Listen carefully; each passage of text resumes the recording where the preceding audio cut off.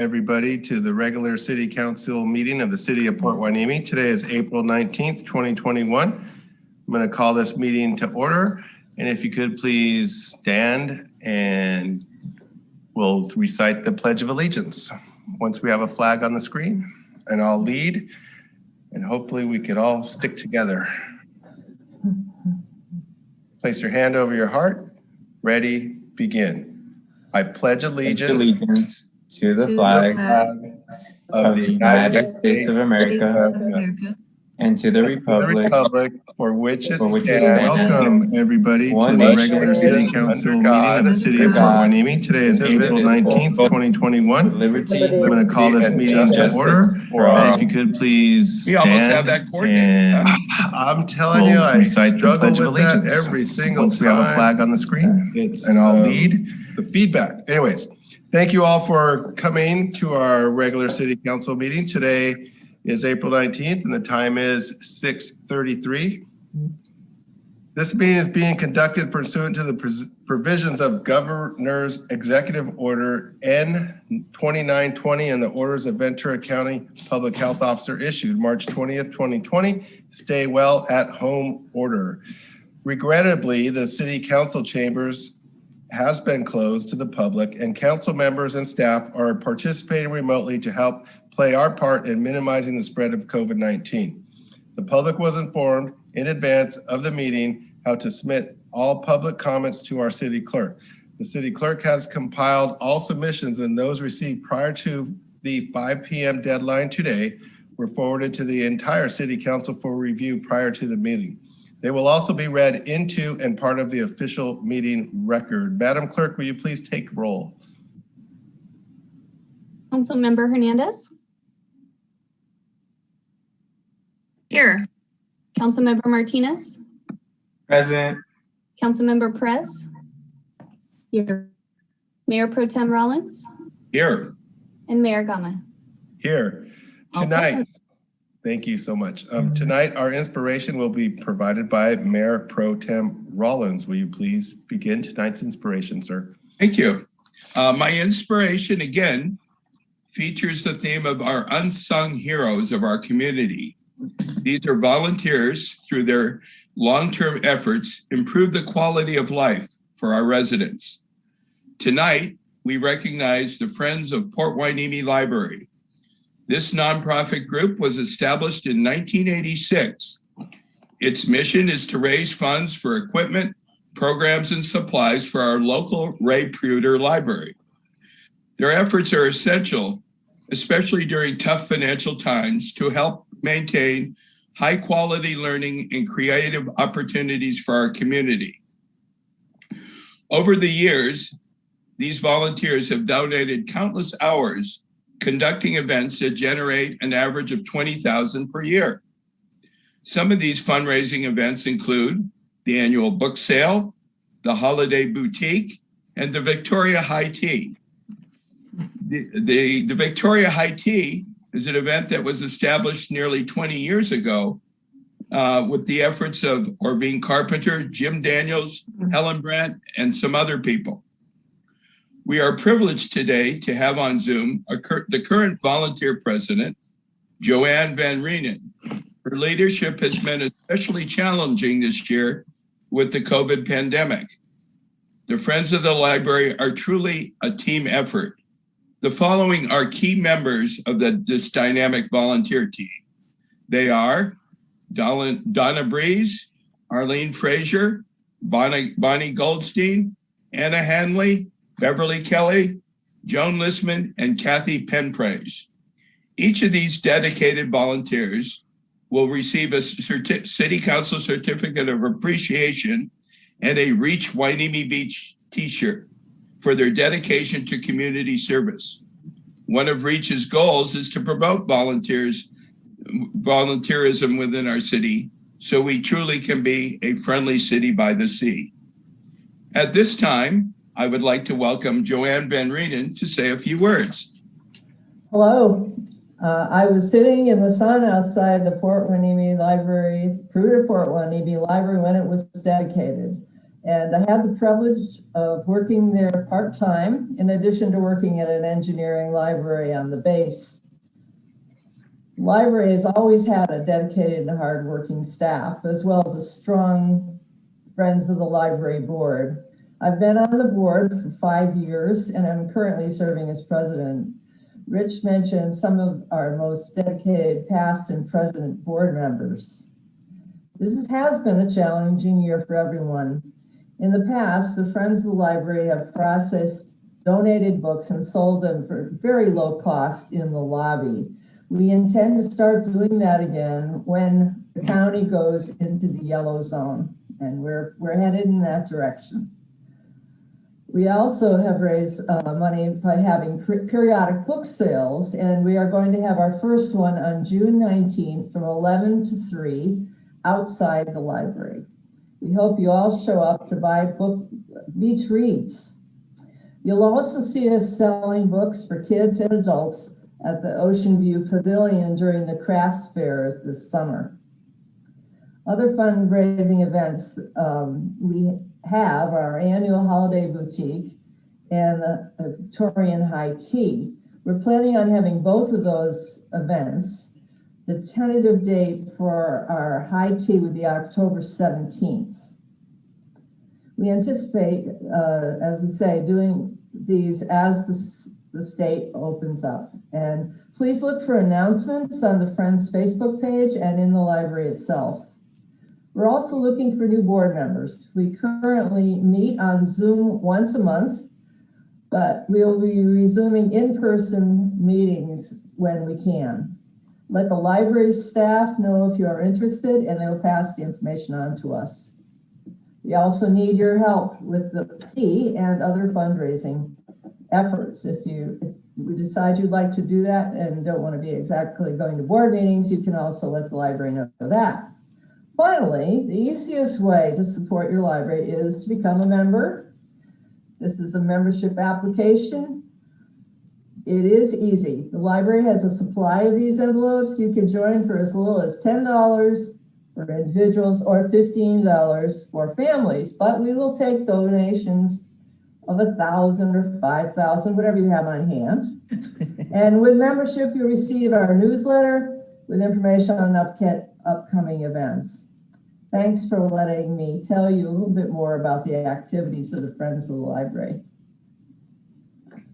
Thank you very much. And coming out of COVID, we all know that the youth of our community have suffered greatly, and anything that we could do to support youth activities at the library, please know that we're all ready, able, and willing to participate. And we really appreciate all the good work that you're gearing up to do and that you have done. And thank you, Mayor Pro Tem Rollins, for bringing these fine servants of our city to our attention. Much appreciated.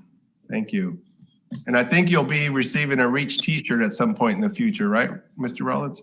Oh, you got it on. Wonderful. Really cool. Well, thank you. Thank you very much for this inspiring message, and go library. Keep it going. Go strong. Thank you. Okay, next on our agenda, we have to approve. May I have a motion in a second to approve the agenda? Sorry about that. Move to approve. I did see Councilmember Hernandez's hand up. I was waving to Donna and Beverly and Joanne, but I'll second. Okay, thank you. We have a motion and a second. Madam Clerk, can you take the roll, please? Mayor Pro Tem Rollins? Yes. Councilmember Hernandez? Yes. Councilmember Martinez? Yes. Councilmember Perez? Yes. And Mayor Gama? Yes. Okay, the next item on our agenda is general public comments. Madam Clerk, are there any general public comments to be read into the record?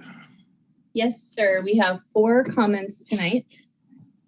The first one is from, I don't believe I have a last name, from Alexander, that was received on March 31st and categorized for this meeting.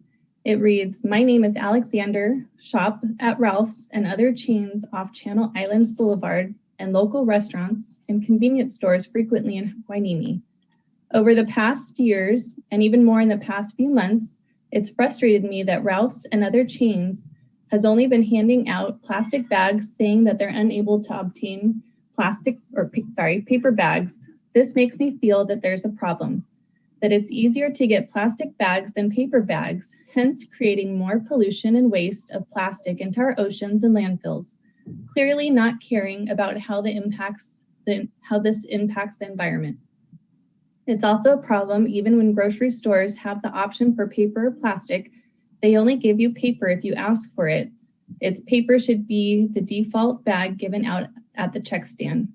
These companies only care about is the fact that it's more affordable to hand out plastic bags than it is to hand out paper bags, not taking into consideration the effect it has on our local community environments.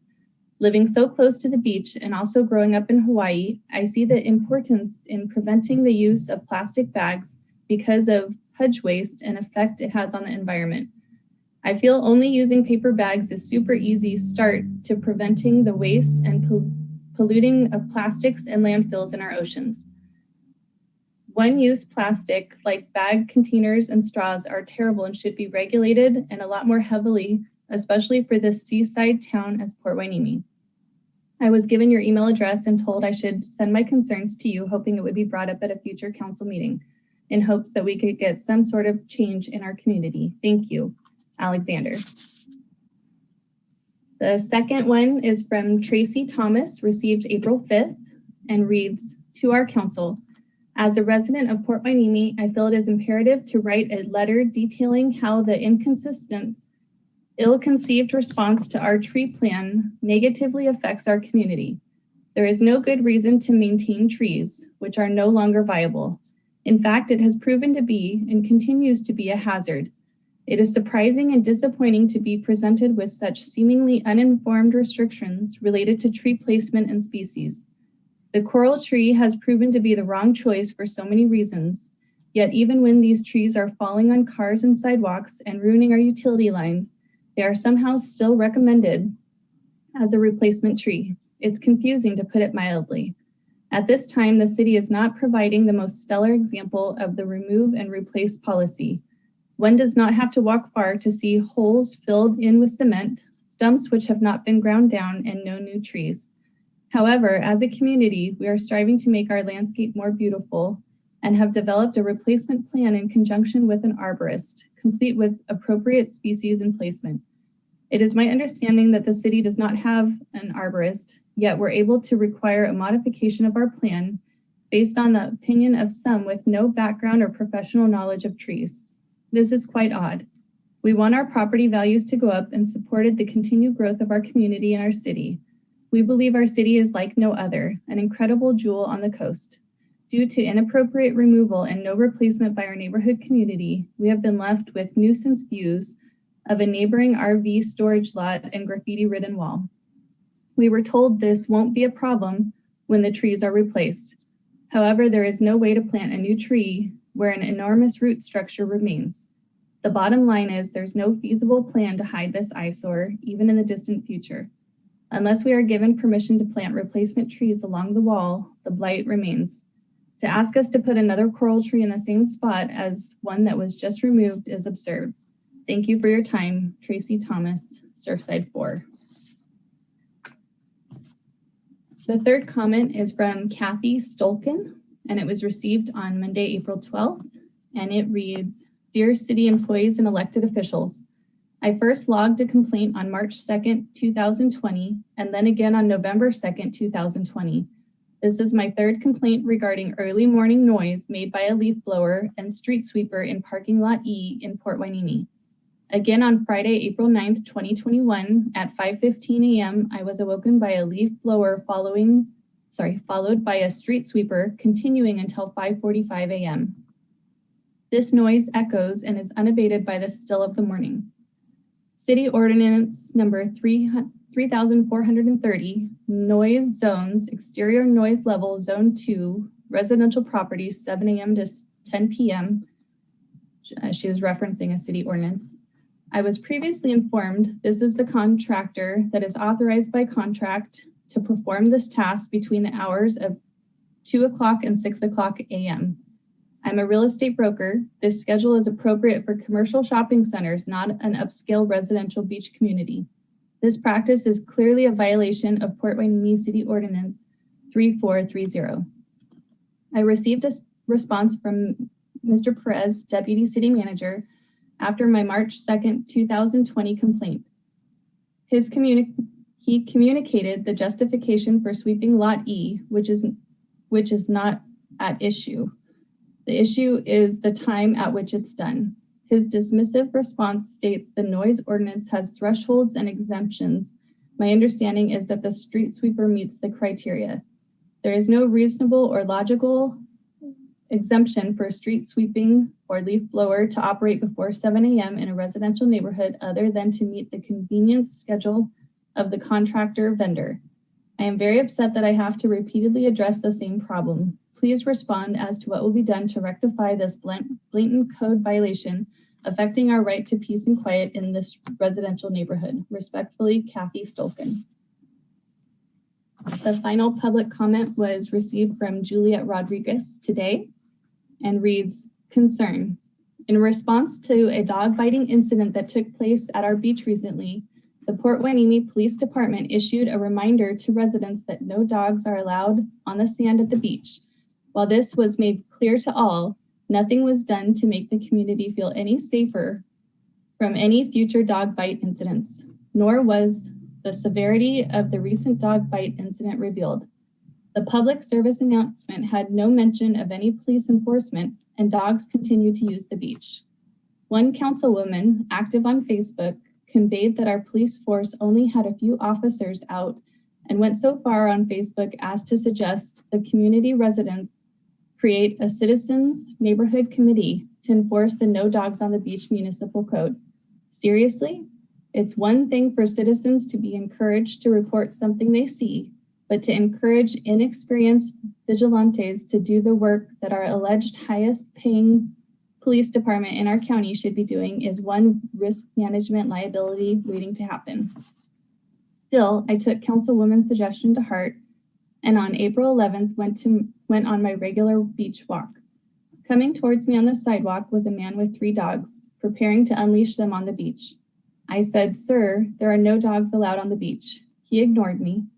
I repeated, "Sir, there are no dogs allowed on the sand," to which he replied a curse word, and off went his 3 dogs into the sand. From his language, it was clear that this man could not have been from the friendly city by the sea, and this encounter could have turned into much more than verbal were he to have commanded his dogs to attack me. A very clear example of why a suggestion to have citizens attempt enforcement is wrong. By the time I saw a 4th dog running on the sand, I made a call to our PD. After calling them, I also witnessed a drug transaction taking place, but figured if PD was on their way, they could apprehend both dog and drugs. Funding. We passed a ballot measure that was alleged to help fund our police department. There is no reason why we should only have 3 to 4 police officers patrolling at any given time.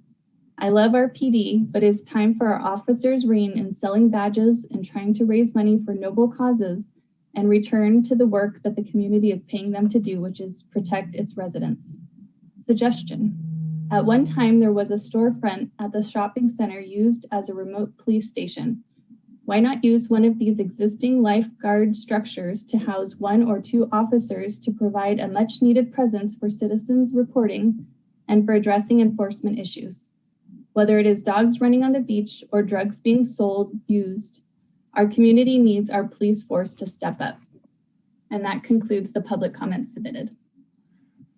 Thank you very much for that. We are not allowed to take action or comment on the public comments, but I can tell you that each one of these subject matters is being addressed by staff and our city manager.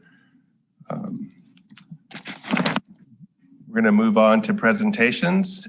Chief Salinas is going to provide a COVID-19 update.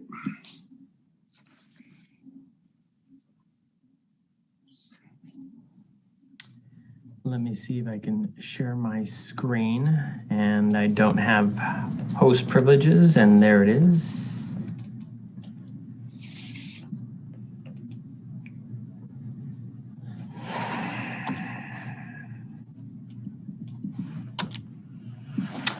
Okay, good evening, Mayor Pro Tem, City Council, and staff. I'm going to be providing you with a quick COVID-19 update. This will be an update since our last meeting, which occurred on April 5th of this year. So as I always do, I show you the stats from previous meetings and then compare them to the statistics that we received this afternoon from the County of Ventura. I'll be pointing out some key statistics in these stats, and we did hit the 1,000 death mark this past weekend. Unfortunately, that's 1,000 deaths in Ventura County since we started keeping count of all of our COVID deaths.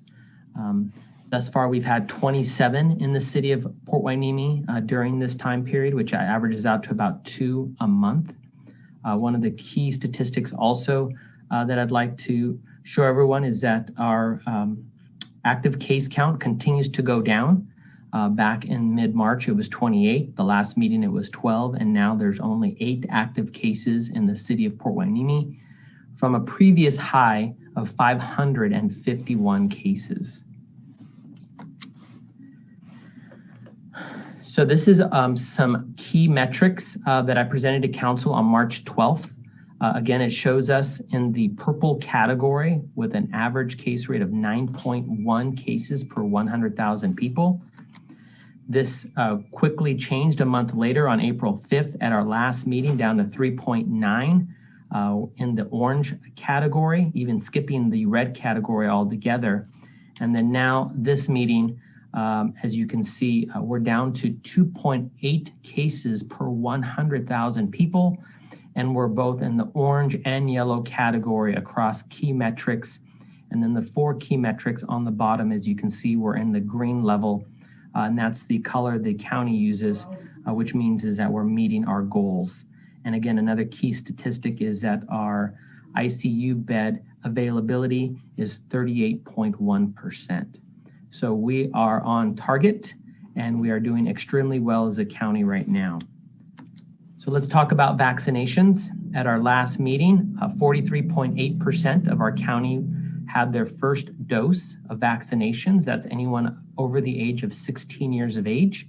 To date, as of today, over 53% of our county has at least received 1 dose of the vaccination, which is great. That's 582,000 doses that have been administered in our county so far.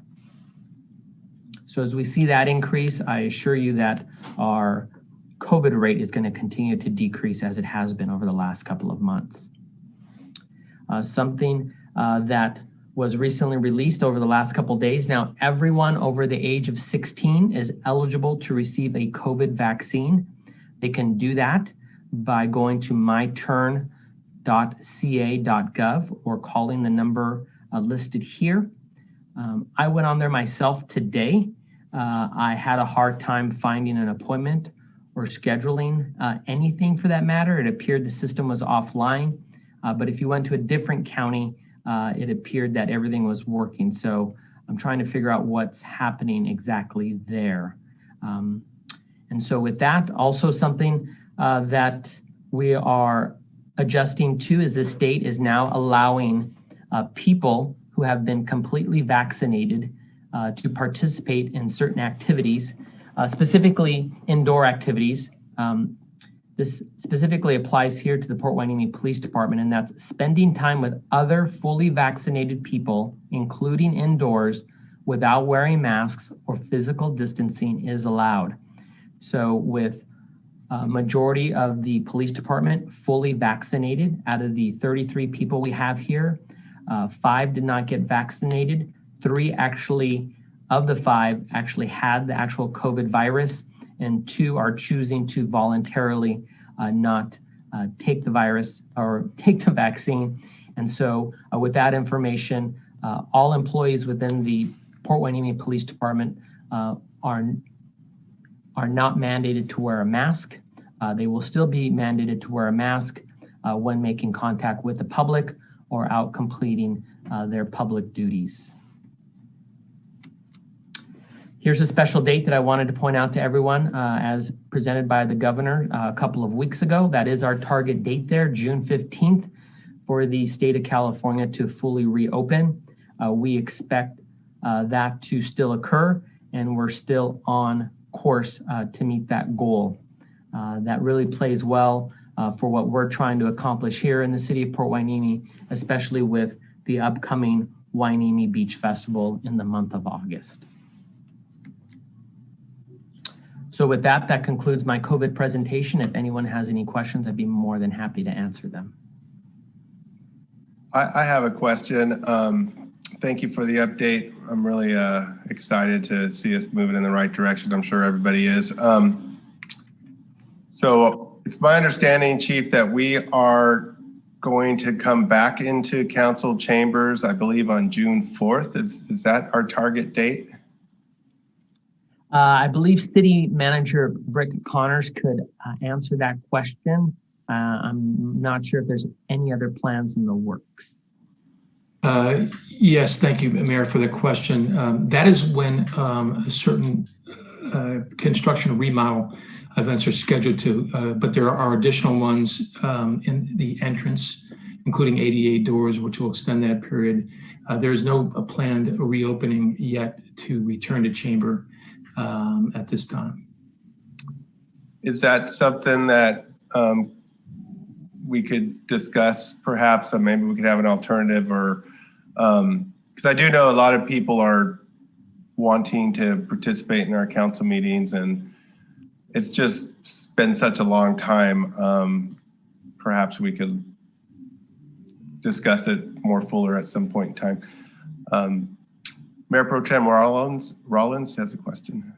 If this is just a comment, if our aim is to get back in person and City Hall is being remodeled, perhaps we might look into the Orving Wright Community Center. I know we've had a number of public meetings there. I don't know what the logistics, whether or not that could be done or not, but I know we've had group and public meetings there, and if they are doing renovations that are going to keep us from going into City Hall, that might be an option. Second question I had for Chief Salinas is, I'm excited the fact that it's going down to 16 and over. Do you have any information for younger kids, whether or not are they, is it dangerous for them to get the vaccine, or is it just a matter of, you know, they're the last priority? Are they the most capable of fighting off the disease? Because I know a lot of the different schools are looking to get back in full force. And so you may not have the answer, but, you know, it was something that had, you know, I thought about. So 16 and under, that population is the least susceptible to the COVID virus. Very few deaths have come as a result of COVID in that population. I do know that many high school sports and activities, youth activities, are encouraging athletes to take the vaccination, my child included, who plays in high school sports. I do know that City Manager Rick Connor's son also plays in high school sports, and I believe they're being strongly encouraged to take the vaccination. I have not heard of any type of ill effects as a result of the younger population actually taking the vaccination. Okay, thank you. Councilmember Hernandez. Thank you, Mayor Gama. Hi, Chief Salinas. Thank you for your presentation. I had a question about some of the things I'm seeing out in public, and it seems like with the numbers decreasing and the vaccinations seeming to have their effect in reducing the spread, people seem to be relaxing in the wearing of their masks. And it's my understanding that even though you have your vaccine, you can still be a carrier. Can you confirm whether or not that's true? That is absolutely true. And that's why that restriction has not been lightened at all. Masks are still required wherever you go out in public. whether it be the store, the doctor, the hardware store. When you're out in public, you need to be wearing your mask. Okay, thank you. I have a follow-up on that. Mayor Pro Tem Rollins and I were having a discussion on that very item, and I believe a week and a half ago, there was an announcement by the CDC that once fully vaccinated, that you're not a carrier. But I know I saw that and I read it twice, and so I'm wondering, so basically what you're saying is that if you're vaccinated, you can still carry and transmit the virus? Yes, you can still be a carrier because you can still carry it actually on your person, like from doorknob to doorknob, from handshake, a kiss on the cheek. You may not actually come down and be asymptomatic or may not actually have the symptoms associated with it, but you can still pass it on to someone even though you won't get it yourself. So that's why we're still being a little cautious, especially as it relates to wearing masks, because that's where it's going to transmit at its highest rate, is through the air, through the air. Thank you. Mayor Pro Tem Rollins. I was just saying, sometimes I feel conflicted now that the restaurants are now beginning to open up. You wear your mask when you walk in, but then you take it off to eat. And so I don't know what you do, but it serves as a somewhat of a conflict. When everybody's eating at the restaurants, they obviously have to have their masks down. So correct. And the thought there is that hopefully you're having dinner out with those that are within your household still. And so as you'll see, most of the servers, well, all of the servers still wear masks, right, and waiting on your table. And then based on a comment you said earlier in terms of trying to locate another location for a city council meeting, I hope I'm not getting ahead of myself here, but the Ocean View Pavilion has also offered their location for such meetings. Yeah. So it's perhaps doable. Thank you, Chief Salinas, for the presentation and update. Are there any other questions for Chief? Going once, twice. Yes. Okay, where we go. So someone mentioned that the vaccines are only good for so long. Does that mean that we would have to get another vaccine after a certain amount of time? I heard something like 6 months. It's my understanding that it has a life of at least a year. So there is a potential that we will all have to be revaccinated like the flu shot every year. Okay, but it wouldn't be 6 months, right? I've not heard the 6 month figure. Yeah, because that would mean several of us would have to start getting revaccinated as early as June. Mm-hmm. Okay, thank you, Chief. Mm-hmm. Thank you. Any other questions? Thank you. Okay, we're going to move on to the consent calendar. I'm going to read the titles of each item on the consent calendar. Number 2 on the list is approve the minutes of the City Council for the regular meeting of April 5th, 2021. Number 3 on the consent calendar is receive and file the finance cash disbursements from March 29th, 2021 through April 12th, 2021. The recommendation is to receive and file the disbursements. Second reading by title only, waiving full reading and adoption of an ordinance approving development agreement number PHDA 886 PH Investments Group LLC DBA Element 7 Port Hueneme Cannabis Dispensary located at 455 West Channel Islands Boulevard.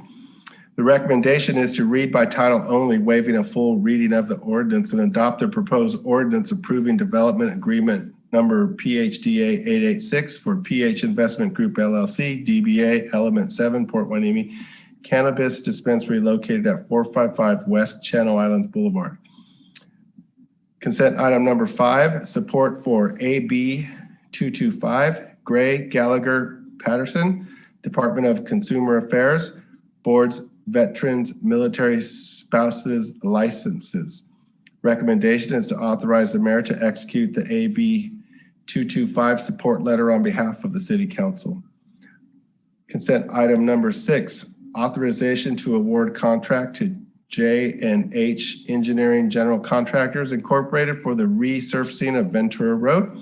Recommendation, authorize the city manager to award a contract to J&L Engineering General Contractors Incorporated for the resurfacing of Ventura Road from Sunkist Street to Channel Islands Boulevard. Consent item number 7, approval of change order to Information Technology Master Plan Agreement. Recommendation is to approve a change order in the amount of $105,000 to the November 5th, 2020 professional service agreement with Third Wave. Increase the total not to exceed amount of the agreement to $175,000 and authorize the city manager to execute all necessary change order documents. This action would allow the vendor to provide services related to the preparation of a request for proposal, RFP, for an enterprise resource planning, ERP system and provide project procurement assistance. So that's the consent calendar. I am going to ask for item number 4 to be pulled for a brief question and answer period. Does anyone else have any other questions regarding any items on the consent calendar? Hearing none, may I have a motion to approve? I have one. Yes, Councilmember. Number 7, the request for, I guess it went up from 105. They're asking for 175. Yes. Okay. So we're going to pull items 4 and 7 for question and answer. May I have a motion to approve consent items 2, 3, 5, and 6? To approve. Thank you, Mayor Pro Tem Rollins. May I have a second? I'll second. Thank you. Madam Chair, can we do a roll call vote for these items? Mayor Pro Tem Rollins? Yes. Councilmember Perez? Yes. Councilmember Hernandez? Yes. Councilmember Martinez? Yes. And Mayor Gama? Yes. That was approving items 2, 3, 5, and 6. Thank you very much. With regards to item number 4, I have a question for City Attorney. So I believe at our last meeting, I believe the instruction was that as a council, at the first reading of this ordinance, that it operates as a hearing, and as long as the applicant has satisfied all the requirements of the city, that the city council is obligated to affirm the ordinance or vote yes. And I know later on tonight, we're gonna have a discussion about having a cap or on the number of dispensaries in the city of Port Hueneme, which is what other cities have done. So my question is that the way the hearing process works with regard to these applicants? Mayor Gama, thank you for your question. The hearing process it works very similarly to how you stated. In essence, the concern that I had during the first public hearing on this and approval of the development agreement is that if the city council were to introduce criteria that are not present in our municipal code or our resolution, and then hold an applicant accountable for that criteria, it could be seen as arbitrary and capricious action, similar to the council moving the goalpost. And if the council did undertake such an action, it could be actionable. We could find ourselves up on a writ of mandate from an applicant who's basically claiming that he, she, or it satisfied all of the city's criteria and the city abused its discretion or did not rely on substantial evidence in coming to its conclusion. Okay. Mayor Pro Tem Rollins. A while back, I think, and this may be something for both you, City Attorney, and Tony Stewart. I was under the impression that we had a certain amount of cannabis outlets that were on the docket to be approved that had turned in their, I mean, they were somewhere within the system. They hadn't come to us yet, but there were 3 or 4. I thought it was a total of 14, and we currently had 8 or 9. I made the numbers maybe not quite right, but is that correct? I mean, are there more cannabis companies coming on board that are somewhere within different levels of be it applying or fulfilling the requirements, and they just haven't come to us yet? This is Tony Stewart. Yes, that is correct. We have 2 or 3 more retail type outlets, and that includes delivery only. Then we have several non-retail types, for instance, manufacturing that are also in the process. Okay. So are we going to be receiving those things kind of piecemeal, or is there a way that we can see them as a grouping as to what's coming down the flight? They need to come individually. I mean, if by coincidence, a couple of them managed to get through the process at the same time that we could bring them forward, but they're in different stages of the process. And until the review committee is comfortable that they have met all of the city's criteria, we wouldn't be moving them on forward for any council action because they aren't ready for that yet. So once they're in the system, assuming they follow their due diligence and do all the different requirements that the city is expecting them to do, they would come up very similar to the most recent one, or any other ones that come up, that unless we, for example, later on tonight, we're going to be discussing putting caps on these things and stuff like that. And let's say the decision goes that there is some kind of limitation. Are these ones that are on the docket in different phases, would they fall under the whatever new policies that we might push forward, or would they stay within the existing ones? Kevin may also want to chime in here, but listening to Kevin, they've paid a substantial amount of money. They've invested a substantial amount of money in their applications so far under the guidance of our requirements. And so at this point, they should be allowed to continue on through the process, much like our previous applicants have, without a fear of not being approved, because, as Kevin said, we moved the goalpost for them at this point. So that's correct, Tony. Mayor Pro Tem Rollins, if I could just elucidate a little bit further. The fear would be is that there could potentially be an argument of a procedural due process violation. In essence, we didn't follow the rules, or an applicant coming through the process detrimentally relied on what the city's representations were at the time. And so this would require a little bit more intensive legal review to be sure, but there would certainly be due process concerns that would need to be evaluated by myself. So any conversation tonight on a future agenda item would be, in essence, after these one, we could perhaps freeze it, but we can't really deal with we couldn't make any other kind of recommendations on the existing people coming through, assuming they follow their rule, whatever their guidelines that they're supposed to follow. From a legal perspective, the safest course of action would be to allow the people who are already in the pipeline, who have already filed their application packages and paid their fees, to continue along using the rules that are currently in place. Okay, thank you. Yeah, I remember early on there was a conversation about the law of diminishing returns. How many should we appropriate? I know other cities had come out with the number from the get-go. We didn't do that. In fact, it wasn't even this council. It was a prior council that I think the thinking of the day was let the market decide. And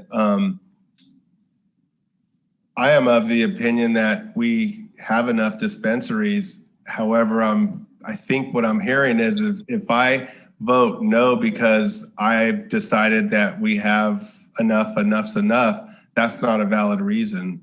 I mean, that's what I'm hearing. Is that correct?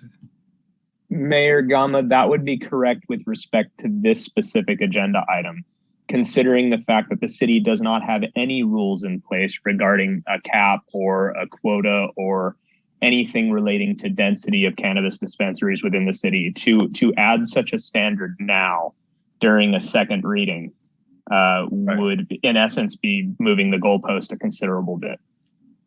Okay, thank you. Are there any other questions on item number 4? Okay, Councilmember Perez, we'll move to item number 7. I apologize. I withdraw my request to discuss that and we can move for approval. And Mayor Gama, if I can interrupt, if we can go ahead and do a roll call vote to approve item number 4 before we move on, and we can individually do item number 7, but we should take a roll call for item number 4. Okay, may I have a motion for item number 4, please? Move to approve. Second. Madam Clerk, can you take a roll call vote, please? Mayor Pro Tem Rollins? Yes. Councilmember Hernandez? Yes. Councilmember Martinez? Yes. Councilmember Perez? Yes. And Mayor Gama? Yes. Approved item number 4. Thank you. I did speak with the city manager earlier regarding item number 7. Basically we're improving on our personnel management system, and perhaps City Manager Connors could just give a brief little update as to why this change order is here, and because I think it's a legitimate question. I'm sorry to delay the meeting, but I think it's important. Thanks, Mayor, for your question. I'm going to defer to Deputy City Manager Charles Perez, who's been working this issue in support of IT, but also from our financial management. Over to you, sir. Thank you. Very briefly, and of course, I'll be happy to answer any additional questions, but the ERP system, which will affect many modules of city work, from work order systems to permitting systems to human resource systems, as well as all of our financial systems, is a capital project that has been approved by the City Council. As we undertook the Information Technology Master Plan, it became clearer, although we already knew it as well, that the ERP system is integral to all of the different technology improvements that we will intend to make to improve the efficiency of our organization. In order to do that, we need to develop an RFP to select the right vendor and the right product to implement it customized for the city of Port Hueneme. There was a needs assessment that was begun through the ITMP process. Additional work needs to be done to identify all of our system requirements and all of our organizational needs. As part of that effort, we'll also get assistance in the development of the RFP that will solicit the proposals. And Third Wave, the company that is working on our master plan, has a long and successful track record of helping organizations select ERP companies and also implement them. We've already had extensive conversations about lessons learned and failures of other programs. So we found that based on the work that they had done, their success with other organizations, and their knowledge of city operations, to continue that relationship so that we can move forward with the identification and ultimately the implementation of a new ERP system. Thank you for that. May I have a motion to approve item number 7 on the consent calendar? Unless there's any other questions. Move to approve. I'll second it. Madam Clerk, can we do a roll call vote, please? Mayor Pro Tem Rollins? Yes. Mayor Gama? Yes. Councilmember Hernandez? Yes. Councilmember Martinez? Yes. And Councilmember Perez? Yes. Motion passes unanimously. Thank you. We're now moving on to public hearings. Introduction of an ordinance amending section 10802 of chapter 6 of article 10 of the Port Hueneme Municipal Code pertaining to development standards for accessory dwelling units, or commonly referred to as ADUs. The hearing is now open and the time is 7:22. Do any members of the council have any conflicts to disclose? Hearing none. Madam Clerk, do you have proof of publication as required by law? Yes, sir. Do we have a complete file of reports and exhibits? Yes, sir, we do. Will staff please present this report? I believe Tony Stewart will be the presenter, and he is our Community Development Director. Mr. Stewart, take over. All right. Thank you. Right. Thank you, Mayor. Good evening, and good evening, council, staff, audience. Yes, as you mentioned, this is an ordinance update for our current ADU ordinance. Next slide, please. So the first question is, what is an ADU? And as you mentioned, Mayor, an ADU is commonly known as an accessory dwelling unit, but also as a granny flat, second dwelling unit, or even casita.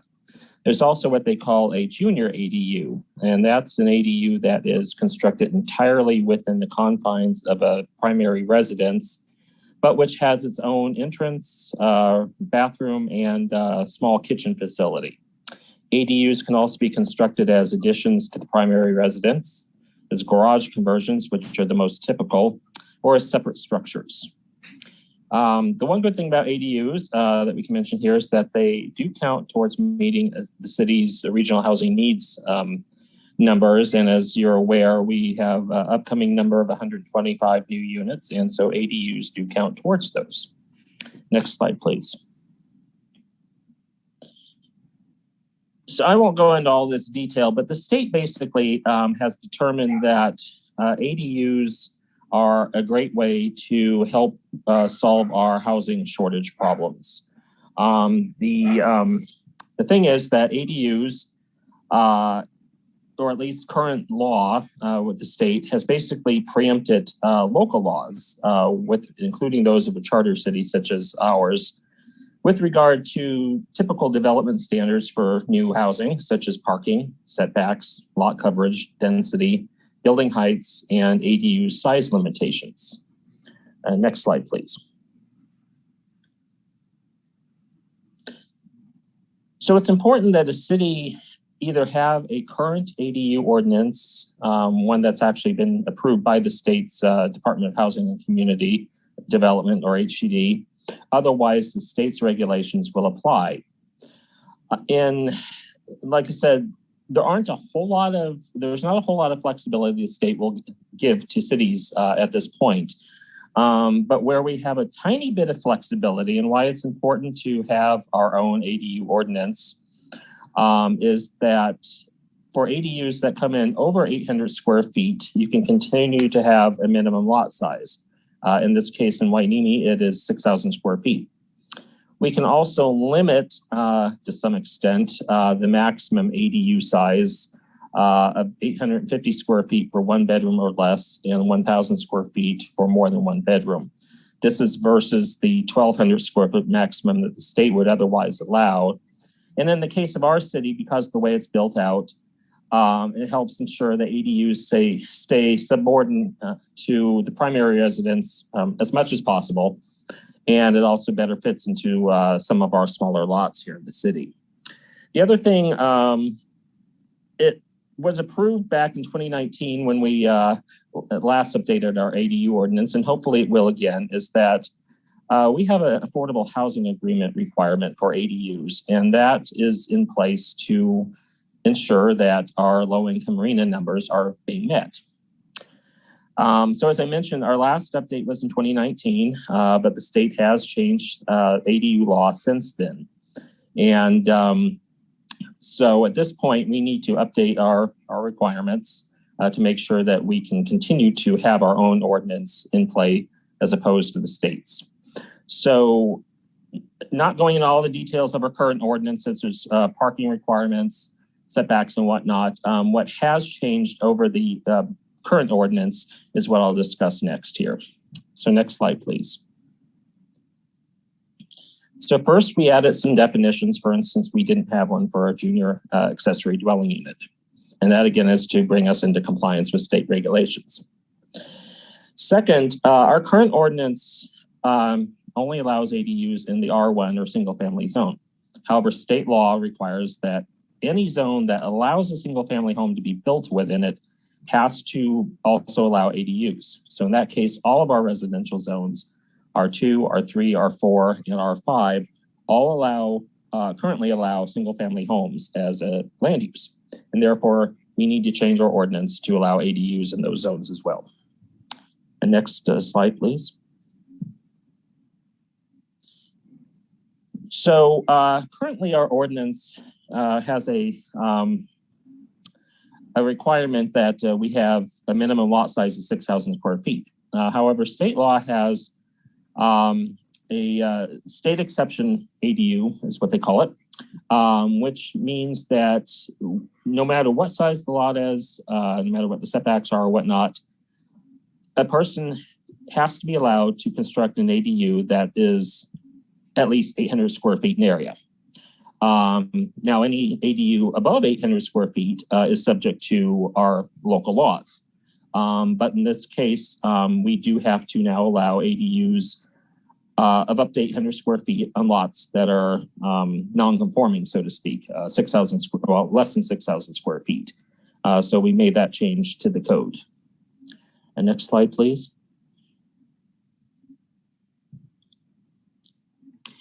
And then speaking of ADU sizes, we had or currently have a requirement that they cannot be any larger than 640 square feet, nor more than one bedroom.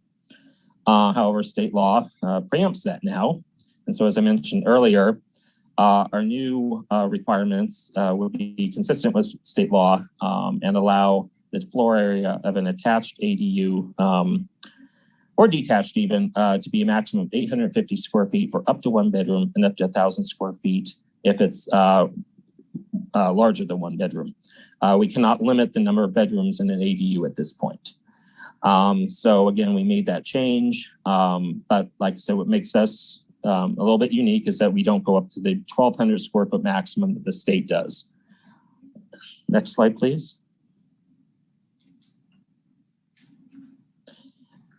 And then with regard to junior accessory dwelling units, currently we don't address those at all in our current ordinance. And so we had to create some standards. In addition, one of those standards is that a person who owns a piece of property may construct up to one ADU plus one junior accessory dwelling unit if several criteria apply.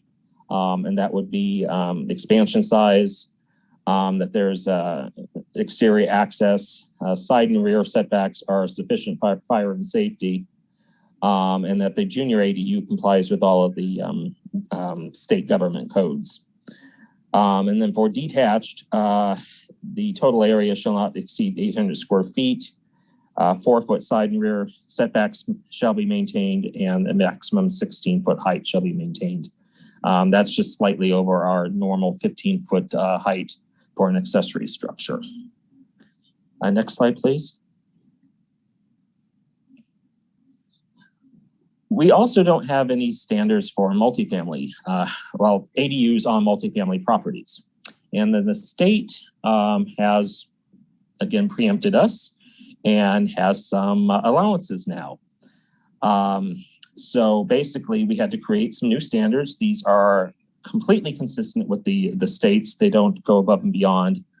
And that is that for a multifamily building or complex, one accessory dwelling unit has to be allowed to be established within an existing multifamily building or unit.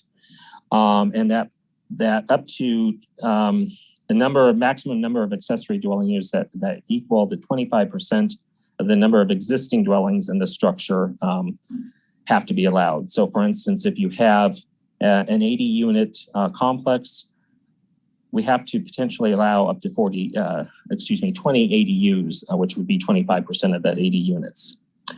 However, the state does have allowances or requirements with regard to detached ADUs, and that is not more than 2 have to be allowed. They have to maintain 4-foot side and rear setbacks. So again, these are new and we are required to comply with them. So we are putting those into our ordinance. Next slide, please. So I didn't list them all there in the staff report, but we did provide development standards for junior ADUs, and they basically mirror the state's requirements. And then we also had to amend our review process. We used to be allowed 120 days from the time plans were submitted to approve. Now it's down to 60 days. And approvals have to be at staff, basically over-the-counter level. We're not allowed to take ADUs to the city council for approval. And the purpose of this is the state wanted to further streamline the ADU approval process. Next slide, please. So the project is exempt from CEQA because it's a statutory exemption, because this is a new ordinance, and that this will not have a significant effect on the environment. Next slide, please. And then with regard to the fiscal impact, I mean, there won't be any technically to our general fund, other than there may be, since there are improvements to the properties, we may see an increase in property values and hence property tax revenues increases to the city. Also, the time Kevin and I spent or are spending right now on this ordinance, we last year received a grant, a planning grant from the state, and so we can be reimbursed from our time doing all of this by the state through our planning grant. So, and with that, whether we like it or not, our hands are basically tied very tightly by the state with regard to ADU laws. And so at least to try to fit them best in the city of Port Hueneme, it's important to have there's a revised ordinance in place. We waited until now because the state made changes in 2020 and they made some more changes effective January 1st of this year. And so we waited till they kind of got things squared away. They're still a little convoluted and they'll probably change again. But for the time being, it's important because we are getting contacts for folks with multifamily properties or substandard properties that are wanting to develop ADUs. And whether they, instead of being forced to only rely on the state's regulations, at least we can try to put in as best regulations as we can. So next slide, please. So the recommendation then is that the City Council introduce for first reading, read by title only, waive full reading, and adopt an ordinance amending section 10802 of Chapter 6 of Article 10 of the Port Hueneme Municipal Code pertaining to development standards for accessory dwelling units. And with that, I'm available for questions, and Kevin is as well. Thank you. Thank you very much, Tony, for that. Those are, I wish I could have a little ADU. That looks really nice. Yeah, they're stock photos from HED's ADU handbook. So this is ideal. However, like I said, most of ours are going to probably be garage conversions. Okay. Okay, does the council have any questions for Tony? Mayor Pro Tem Rollins, you have the floor. Yeah. Can you describe, Tony, like if somebody, most garages that I've seen are like 2-car garages are like 20 by 20. And will this allow somebody to take their garage and convert it into like a single that would include not only a place to sleep, but a place to cook food, a place, a restroom, shower facilities? Is that all legal under, or is that all available under this rule now? Yes, it is. There is no minimum ADU size per state law. We can't impose one. And while that would honestly be nice, because at least they still have parking for a vehicle in the garage, most folks are converting the entire garage to maximize the size of the ADU. And then per ADU law, they are not required to replace that parking. So in essence, they've not only lost the 2 parking spaces for the primary residence, but any family moving into the ADU also doesn't have to have an assigned parking space. Okay, so many HOAs have various different restrictions as far as utilizing their garages for other than housing of cars. Would this now allow those local homeowners to convert their garages into ADUs? If it's a single family residential development, yes. If it's a multifamily one, we're still, well, the city's not going to enforce any HOA CC&R. So we're not going to basically get into the middle of how they enforce them. But for instance, if say Surfside 4, which is multifamily, had a request to convert a garage, then we would basically lead that up to the HOA and probably their attorneys as to whether or not they could allow or disallow an ADU. But if it's a single family R1 zoned planned unit development, HOA, then yes, the HOA has to allow an ADU by law. Okay. The other question is, this is to, one of the reasons is for this to allow for more affordable housing. At least I think that's what you mentioned earlier. Is correct. With these ADUs, is there any limitation on rent? In other words, like, someone could build one of these ADUs and then use it as a bed and breakfast. I'm sorry, what are these things? VRBOs or what's the other one that they have? Yeah. So okay, so to be able to use it that. Right. So state law allows us, and we've done it in our ordinance, to prohibit rental terms of less than 30 days. So in other words, they could not be using it as an Airbnb or something like that. It needs to be a residential unit.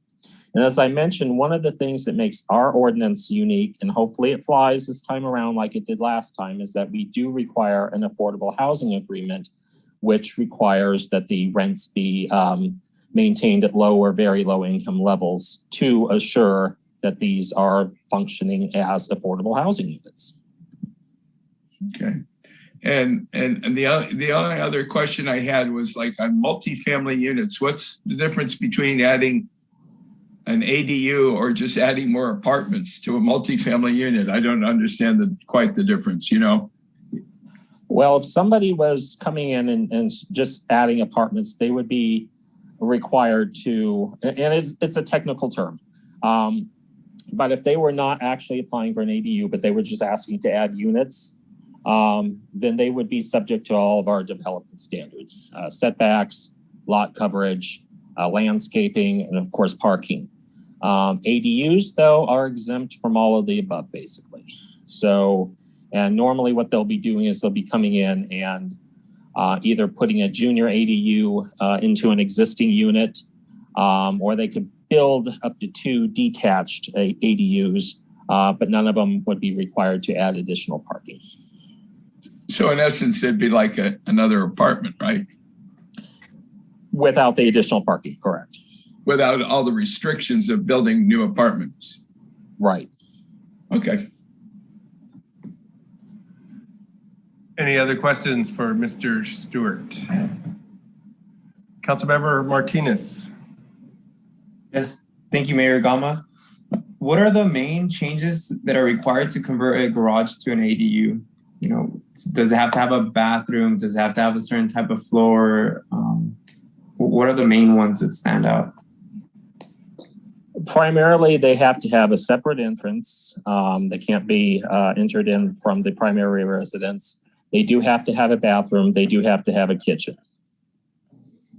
We don't have any restrictions with regard to flooring or anything, but they basically have to be constructed to meet residential code requirements, with regard to insulation, wall materials, window openings, and whatnot. Okay, and with the hotel, I was just thinking about it, but with the hotel off of Hueneme Road,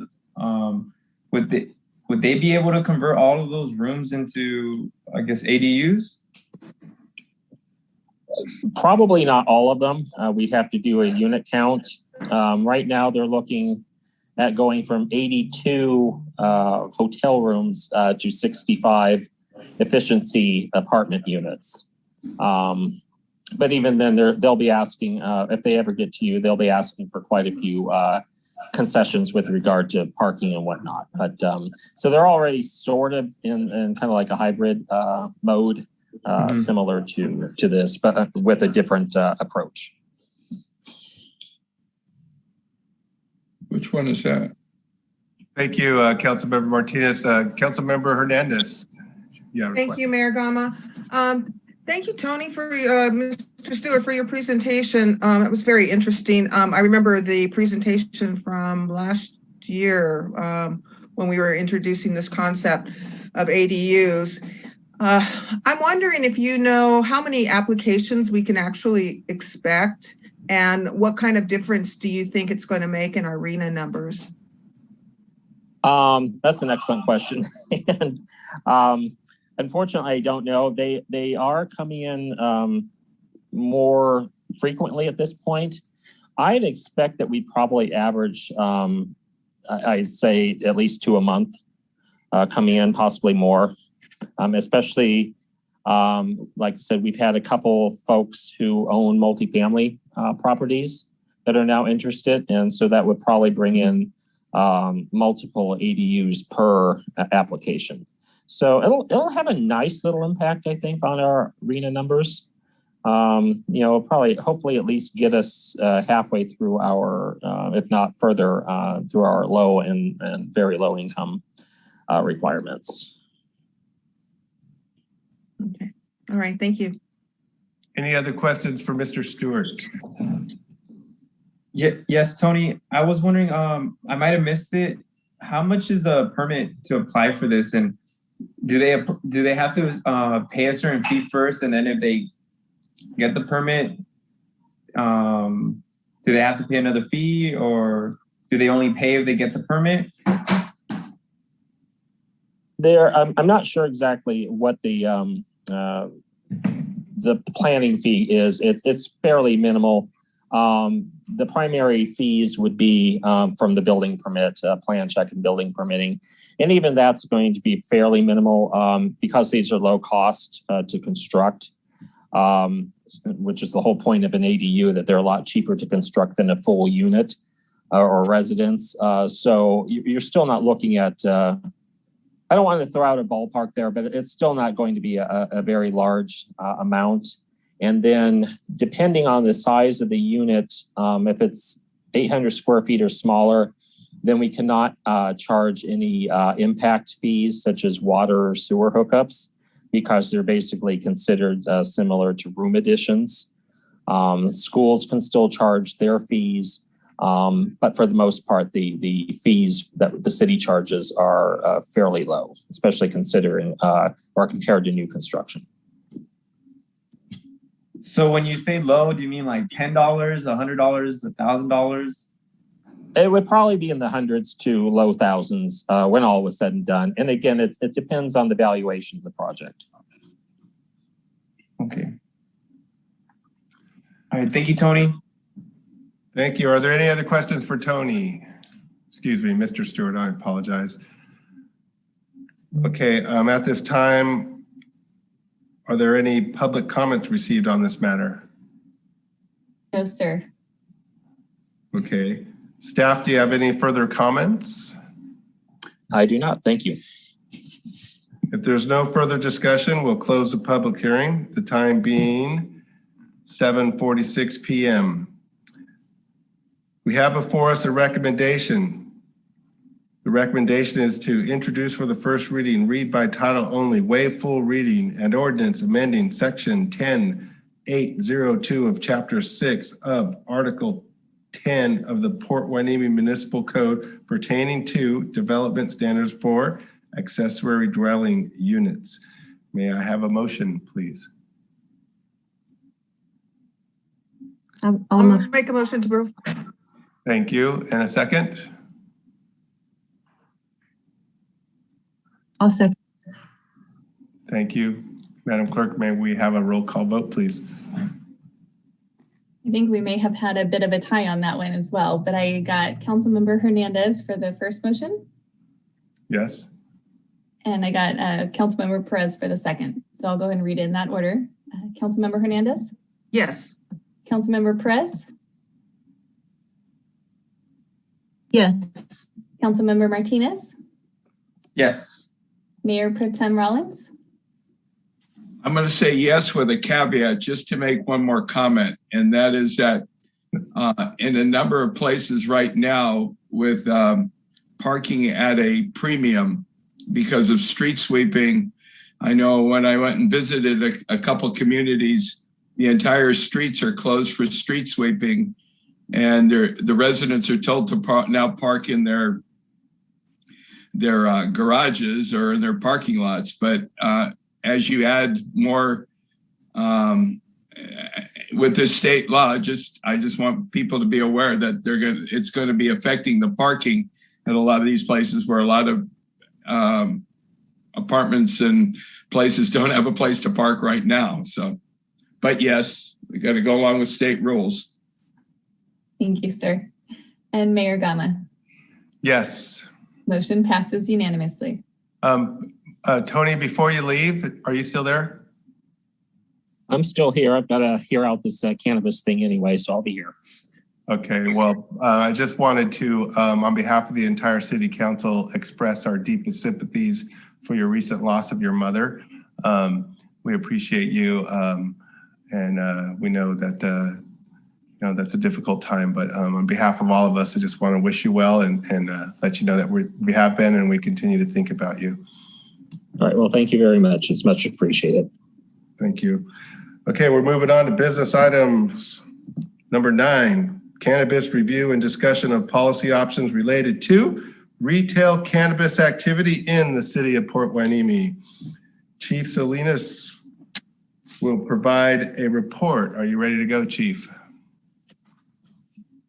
All right, well, let's give this a shot. So good evening, Mayor Pro Tem's, City Council staff, and those joining us from the community. So before you have a staff report which discusses our policy options as they relate to regulating retail cannabis activity in our community. We currently have no formal limits in place for cannabis retailers and continue to receive applications on a regular basis.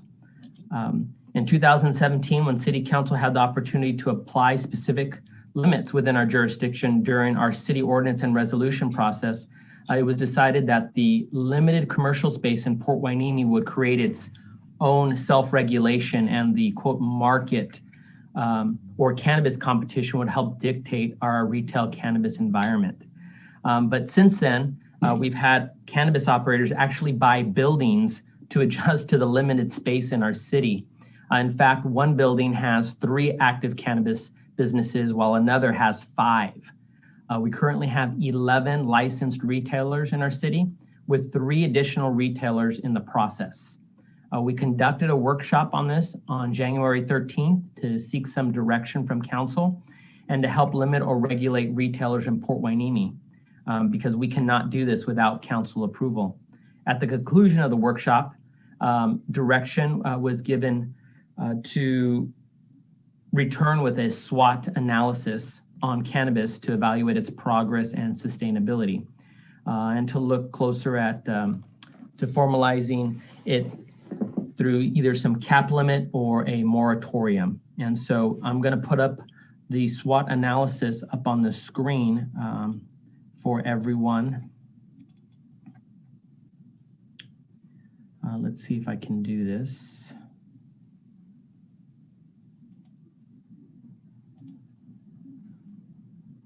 All right, so everyone should have that up on their screen. Okay, so this is the SWOT analysis that we came up with. There were several of us involved in looking at our strengths and weaknesses. And so, well, actually, let me go back and explain. So SWOT stands for strengths, weaknesses, opportunities, and threats. And the top half of the chart you see here is in green. and that represents strengths and opportunities, while the bottom half of the chart is in orange, and that represents some of our challenges. This tool can be used to assess our organization's current position on cannabis before we decide to look at a new strategy or make any type of policy decisions. So we use it to find out what's working well and what's not so good for us. We use it to ask ourselves where we want to go and how we might get there and what might get in our way. So we have a big issue before us, and this tool can help us get to where we need to be. This can also help reduce our chances of failure by understanding what we are lacking and help identify threats in the process. This will help us craft a strategy and distinguish us from our competitors and help us to continue to be a strong force in the cannabis market. So let's go through each area, and I will take questions on the chart after we have concluded each category. After questions based on solely the chart, I will give you a summary and then ask council to consider one of the listed options. So under strengths, of course, city revenue is our biggest strength. It is undeniable the amount of revenue that cannabis is bringing into our city each month. This is well above our expectations, as we had prognosticated anywhere from $1.5 to $2 million a month in gross revenue. We are in the area of $5 million a month at this time, with additional types of licenses, cannabis licenses looming in our purview, such as manufacturing and distribution. But with revenue success also comes a great deal of more responsibility, especially as it relates to staffing and regulation. And we will talk more about this in other sections. As a reminder, the city receives 5% of all gross sales after taxes, and most dispensaries are signed onto our 1% community contribution program. One of our other strengths is state and local and national recognition. Our cannabis program is being modeled across our county and state. Our program has been reviewed by the League of Cities, and we even had the BCC chief visit us during our cannabis educational forum, where she stated, quote, "This city has shown if it's done right, it really works well," end quote.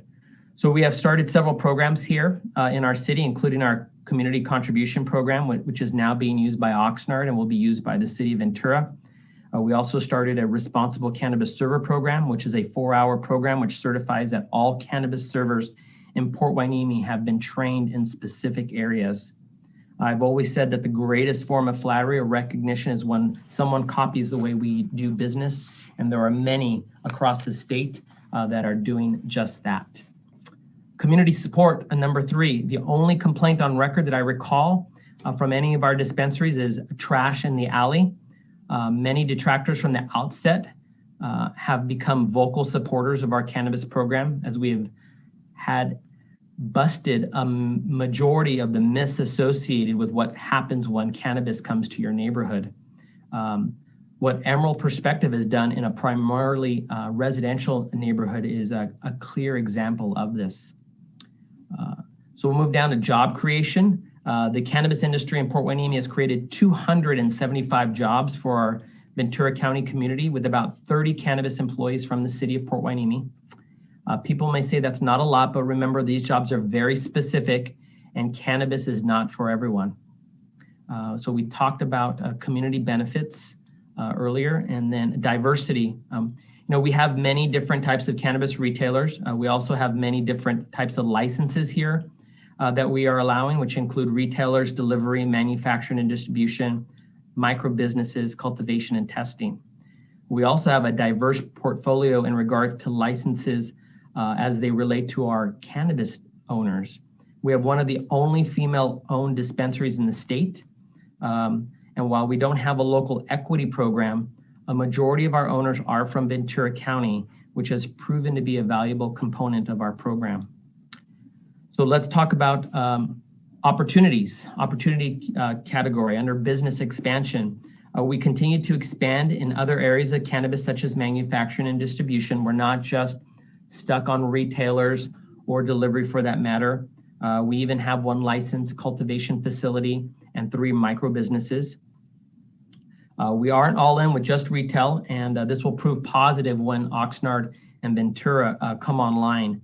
We are working towards approving many other licenses in our city in the coming months. So cannabis tourism. People come to Port Hueneme to buy marijuana. The statistics prove it, as over 13% of our cannabis customers come from out of state. And a majority of others come from out of county just to visit the city of Port Hueneme. So we have an opportunity to reach out to this segment and to even have a bigger population from coming from across the state. I mean, let's couple this with our ability to have cannabis events in our community as well. We have proven that we can properly regulate cannabis in our community. So now it's incumbent on us to take advantage of this through events like a cannabis festival, cannabis farmers markets, cannabis infused restaurants, and so forth. This will keep us one step ahead and place us at the next level so other cities are busy trying to actually catch up with us. Branding. No one has a stretch of cannabis retailers like we do, which we have eloquently coined the Green Mile. It is exactly a 1 mile stretch of cannabis businesses between Ventura Road and Wheelhouse. There are unlimited opportunities, especially as it relates to advertising this section of our city. We are actually launching our new cannabis website this week for the general public at www.porthuenemecannabis.org. And this will allow the general public a resource as to where they can find a location to safely purchase cannabis in the city of Port Hueneme or in the county of Ventura for that matter. So let's move to, and of course, we're in the middle of a strategic plan alignment, and there are several opportunities there to make cannabis one of those missions or goals or objectives to help us. Under weaknesses, really city staff impact is probably the biggest weakness we have. We really haven't grown much in terms of staffing as it relates to helping regulate cannabis in our city. We now have 16 licensed cannabis dispensaries, and we've added very few positions to address this. When I came before City Council in late 2017, I requested a cannabis control officer and an administrative person to help process everything, and was told that we could not commit at that point because we didn't know what the potential income was going to be for cannabis at that time. So we did approve a senior records technician who is currently responsible for tracking all 275 cannabis employees, which includes their live scans, their backgrounds, their identification cards, and scheduling cannabis training. It's definitely a full-time job, but this position also generates revenue. We charge $410 for a live scan, and having live scanned over 300 employees, that has brought in over $125,000 to the city to help recover expenses from her position. The chief of police, as you know, is responsible for approving the applications along with our community development director. I'm also in charge of monitoring, regulating, and ensuring compliance with all 16 of these licenses at this time. Really, the chief of police should be not the individual overseeing these types of operations, and that we need to actually look at increasing staffing, such as an officer. So this will be addressed during the month of May when I come before City Council and actually propose a new position known as either a cannabis control officer or a substance control officer who will also be helping us regulate tobacco and alcohol in our city. Public events under the weakness category. So it's a weakness because we don't have very many public events right now, but we are starting to slowly grow in this area, especially as COVID allows for more public events. We saw that occur with the Wheelhouse event, and our most recent approval with From the Earth actually doing a farmer's market here in the month of May, or in fact, the month of June. Staff knowledge. With limited staffing in this area, we set ourselves up for future failure as our cannabis knowledge is tied up with just key people such as myself and Tony Stewart. If we were both to leave tomorrow, we would take that knowledge with us, and there would be very few people that could effectively take over exactly what we do right now. So we see that as a weakness as well. Space constraints, as we noted earlier, we are a small city, period. There's not a lot of bigger growth in terms of locations for even manufacturing and distribution or cultivation, and that really size is an issue here. We are the only landlocked city in the county of Ventura, and we have very few parcels or lots to expand any further. And cannabis opposition can be a concern, and the tables can quickly turn on us, especially as it relates to security and compliance. This past weekend, we did an undercover minor decoy operation at our 2 newest dispensaries, and they both passed with flying colors as they did not allow the decoy to reach the sales floor. And so all of our controls worked as promised. I wish I could say the same for our alcohol and tobacco locations, which we also did a minor decoy operation, and several of them failed miserably. So we'll be addressing that here in the coming weeks. So moving to the threats category, we talk about adjacent markets. Here we reference Oxnard, who will be opening up 16 retail dispensaries. And I forecast they will be open by the beginning of actually next year. Ventura will be opening 5 retail dispensaries, and I also expect them to be open by mid-2022. We expect this to draw about 20 to 25% of our business away from Port Hueneme. But as people become more and more comfortable about using cannabis, this number will begin to recover. This number will also recover as we expand into other areas of cannabis, such as restaurants, lounges, and outdoor public events, which we talked about earlier. Business profitability. This is where oversaturation comes into play. The more retail dispensaries we have, the less profit that our other dispensaries are going to have, because we are really spreading the wealth over, for instance, 20 retailers as opposed to just 10 retailers. And so with that, we have a financial interest in the success of our cannabis businesses, but it should not override our duty to protect our community.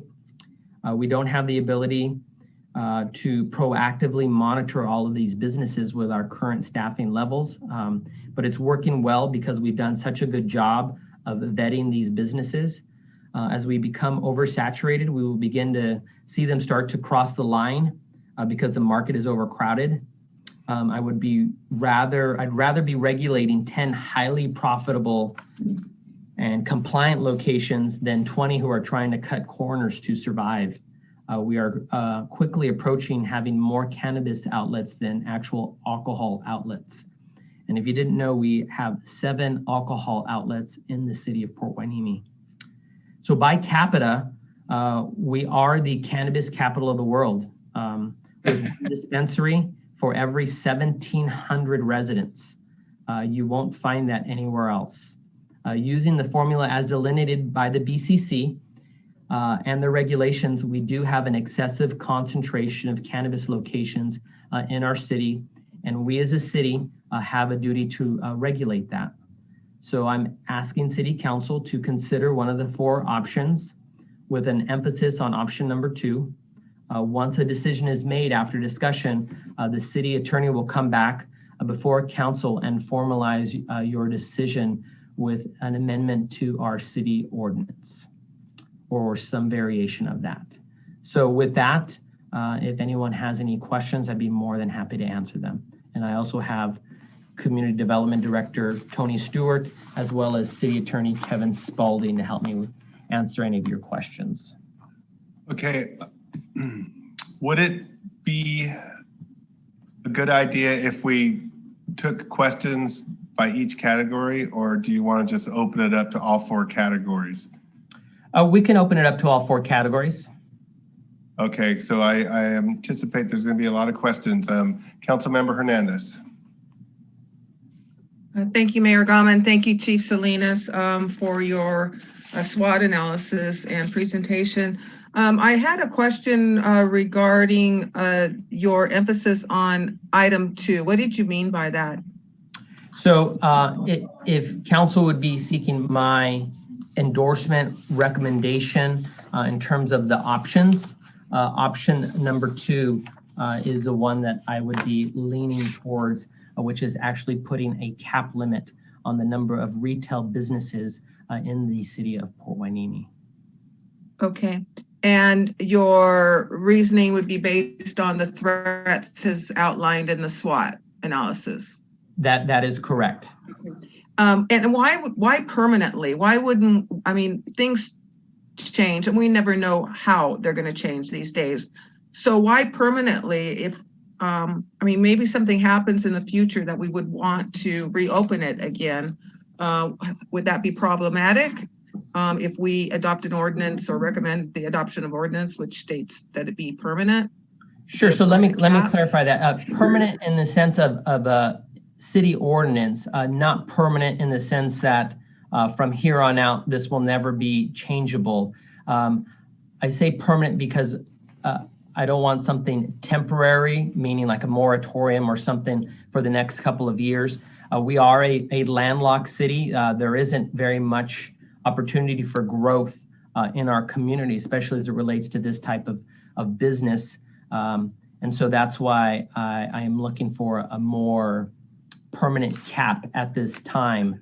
And nothing says that we can't evaluate this again after 5 years or 10 years by changing the city ordinance again. It would be much more of a process to change, of course, but that's what I mean by permanent. Okay. And how much lead time would we be giving the public in terms of when this cap would be in effect, considering we have licenses in the works right now, license applications in the works? So the city attorney, pending your input, will most likely come back with a recommendation that we place the cap number at 14. And the reason I say that number is because it accounts for the 11 that have already been approved. And it also accounts for the 3 that are currently in the process of obtaining a retailer's license. Okay. So you don't have, there's no date really set in terms of how much time we give people. I mean, what if there's people out there getting their paperwork together that we don't know about and putting money into? That is a possibility. Well, every time Tony, and I know Tony can speak on this, every time Tony now gets a phone call, he places that individual on a proverbial warning in terms of we are overly saturated already in our community and that there's a strong likelihood that their application would not be approved. And so I know he's taken that stance from here on out and has been warning people as he's been receiving phone calls. Okay. My last question is on item recommendation number 4, demonstrating a current and immediate threat to public health. How is that an option? I mean, what kind of scenario are you considering here or is being considered here?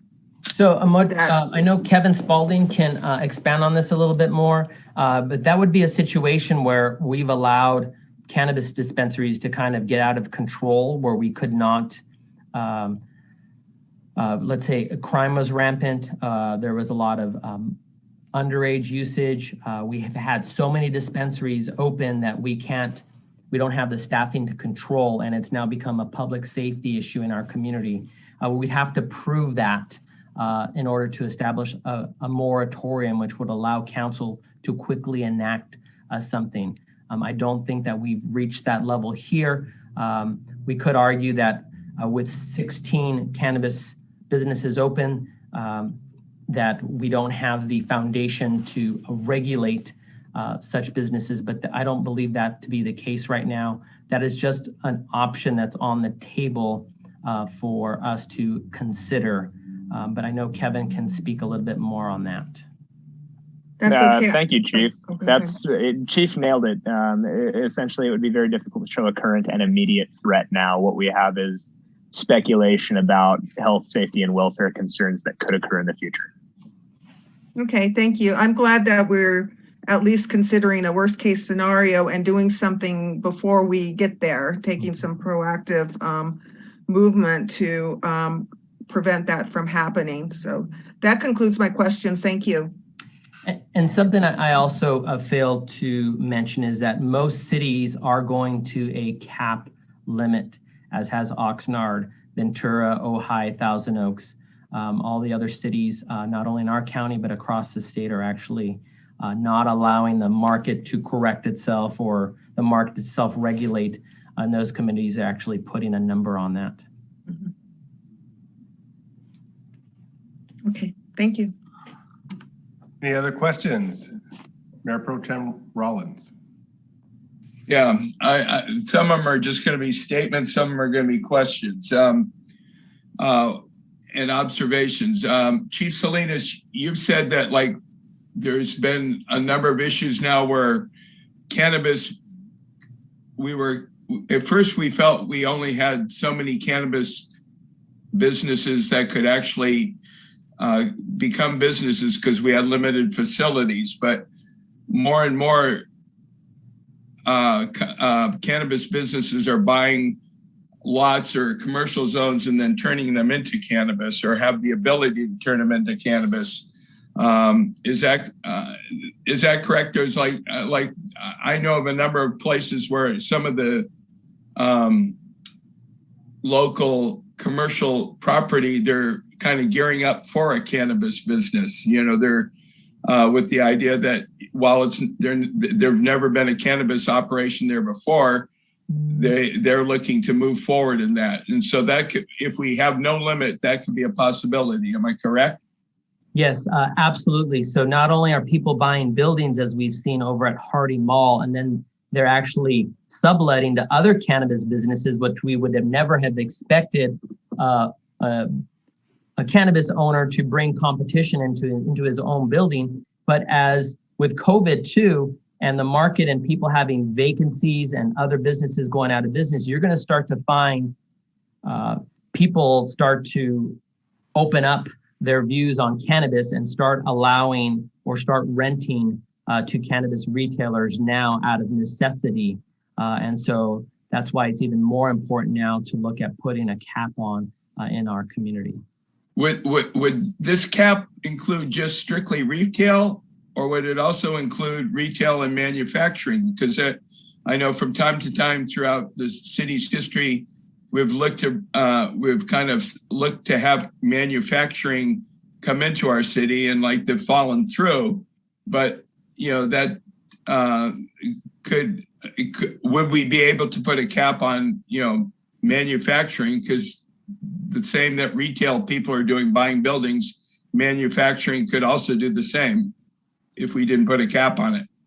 Yes, we're looking right now just to put a cap on retailers. Also with the additional option, if council wants to, is to actually put a combined cap with delivery services as well. And the only reason I did that is because every cannabis retailer is a licensed delivery operator as well. So we have 17 delivery services, cannabis delivery services operating in our community, which is also quite high when you combine all of them. In regards to manufacturing and distribution, that one requires a special industrial zone, which is very, very limited in our community. I think it's relegated pretty much to industrial and the Surfside area. We did have somebody actually buy the self-storage with the idea of making it a cannabis facility for manufacturing and distribution. But that's really the only location that I'm aware of that would allow for this type of activity. So there's not much of a concern in terms of it growing unconditionally and it being a problem. Is that manufacturing one that you cited? Is that maybe Tony knows the answer to that? Is that somewhere through this process per se, or is that just a potential company that would be coming in? So they have already purchased the land and have already started seeking a license, a cannabis license, to operate that entire facility or area as a cannabis facility where their intent is to sublet it out to other cannabis manufacturers and distributors. So tonight, could that would we be running into some legal problems if we included manufacturing is also part of this cap limit? Yeah, I wouldn't at this point put a cap on that. That could be for a different meeting. We don't have the same issue with manufacturing and distribution as we do with retailers. Okay. Well, I guess a caveat to that is I'm a little concerned as far as like the diversity of businesses within our community. I think there's probably a lot of lack of services to the community or businesses to the community that if cannabis companies continue to buy up what was previously used for other business purposes, there won't be that those services for the entire community, you know, those different types of variety of services, because it would be all cannabis. So I guess that's a statement per se, but it's a concern with me. The other, let's see, I had some other questions here. 16 cannabis, difficult to find, additional. Oh, here was another concern that I had as far as the limit. In various different conversations in the past, the police are budgeted for additional officers right now, but the conversation that I've had is very difficult to find a high quality officer that meets the requirements for the Port Hueneme Police Department. And so one of the things that you were mentioning is the idea that you'd be coming back in May for an additional a cannabis officer, but the existing officers that we have, you've had it from what, and tell me if I'm wrong, you've had a difficult time finding those quality officers, even though they're budgeted for that. Yes, and so that's why within this last year, we created a new process or the ability to actually send police officers to the police academy. And that is really making life much easier for us in terms of finding qualified candidates, as opposed to just relying on what we call lateral candidates. And those are candidates that come from other police agencies. And normally when you're leaving one police agency to go to another, it's usually for an undesirable reason. And so it's very difficult to find quality candidates just in that fashion. So as we did with Kim Mora last year, we are starting to send officers to the police academy, which is really going to allow us to add to our numbers quicker. Okay. So the thing that kind of holds in my car right now is the fact if we had a cap and we went through with a cap right now, how many cannabis retail operations would the net effect be? We would have a total of 14. We would 11 have that are currently approved and 3 that are currently in the process. But we will not have a cap on manufacturing. Correct. Would we be able to put that as a cap? Yes. I mean, if council decided today, you know what, we want to put a cap on manufacturing as well, because we're not formalizing anything officially right now. The city attorney could come back with a cap limit if they decided. But our biggest threat right now is the oversaturation and concentration of cannabis retailers. Yeah. And my concern along with that is the fact that, we don't have a diversity of businesses in the community. We might just be like, say, Detroit, where we only have one particular type of business. And then if that business falls through for whatever market reasons, we run into a problem. And I think a diversity of income for a balanced financial outlook, I think perhaps would be better. Yes, that's why cannabis diversity is one of our strengths. We're not just going to be relying on retailers. We're going to be relying on delivery, manufacturing and distribution, micro business as well. Okay, thank you. Mm-hmm.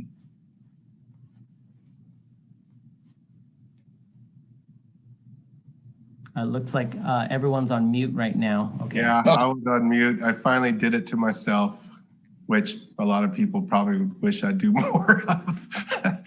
Councilmember Perez, do you have any questions? I do not. Councilmember Martinez. Yes, Chief. What are some examples of some micro businesses that we have here in Port Hueneme?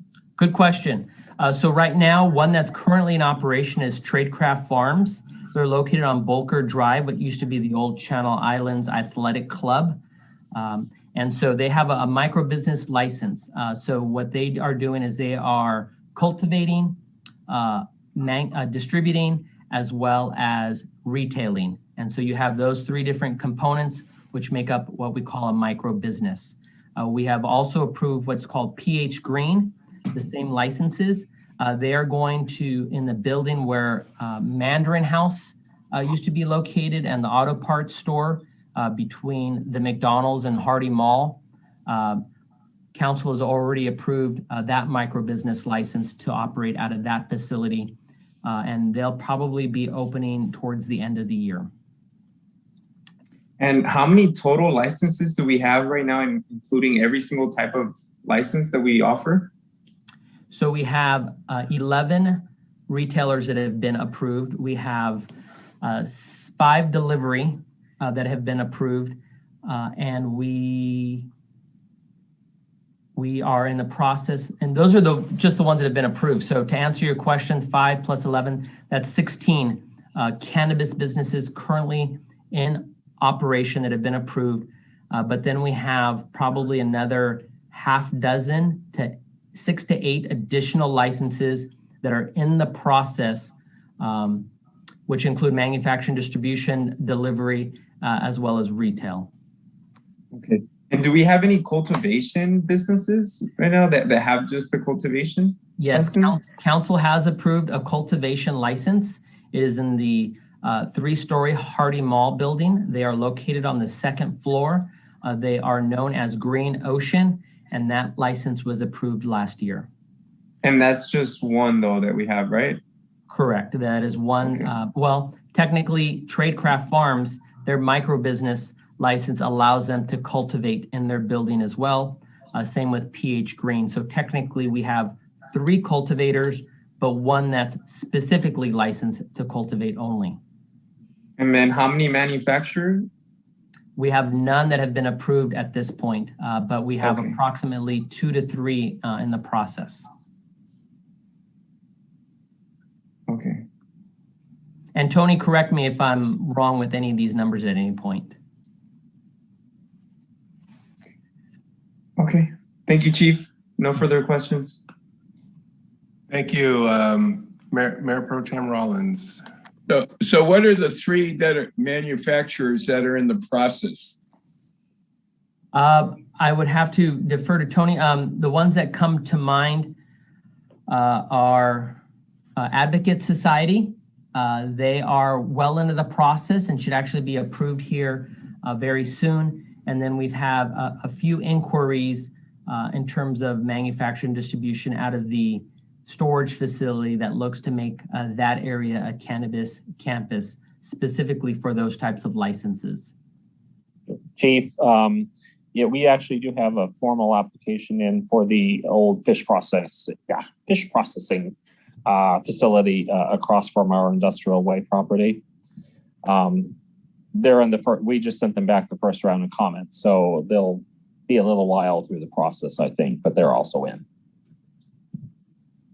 And Tony, what is the status of the storage facility as far as like manufacturers?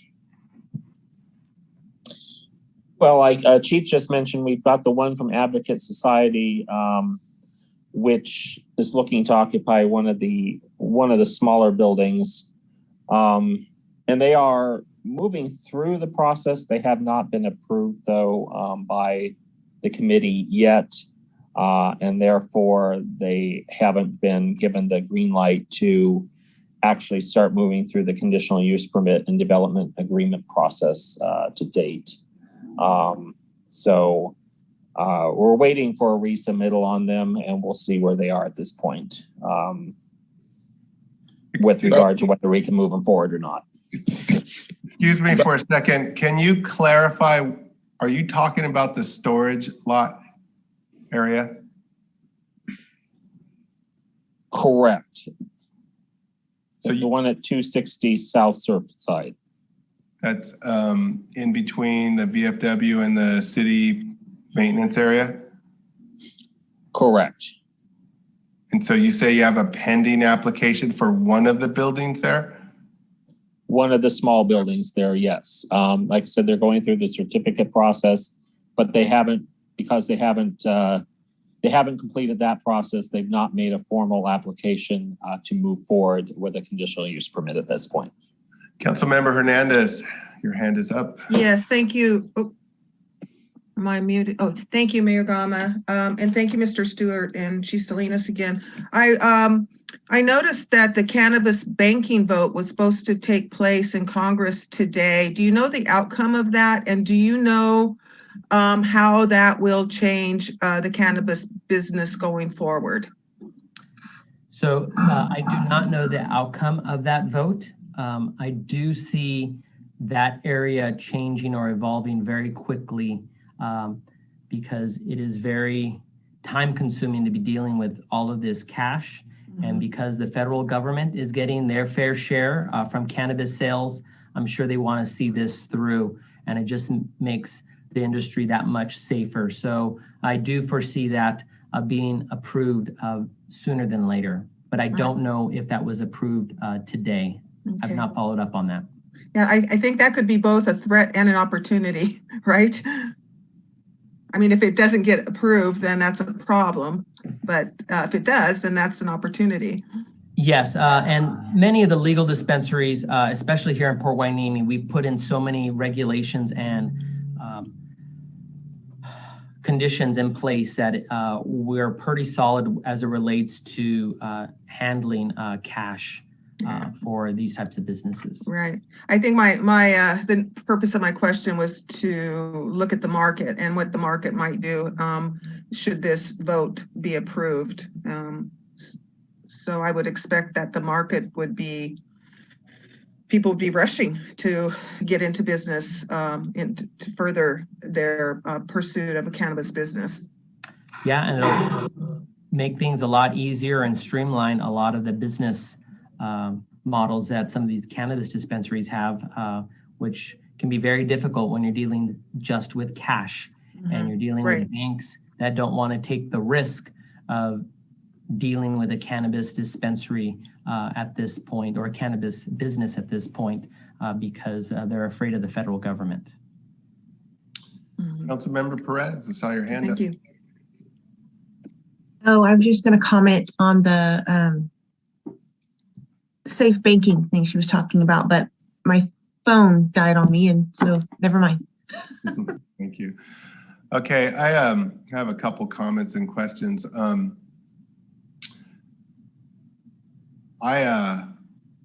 Is there a way we can put a moratorium in place tonight, both on manufacturing and cannabis, any additional applications, to give us time to really sort through this? Because one of the threats I perceive is the fact that we're having this conversation right now, that suddenly tomorrow morning, everybody's going to cover their bases and potentially flood Hueneme with potential applications.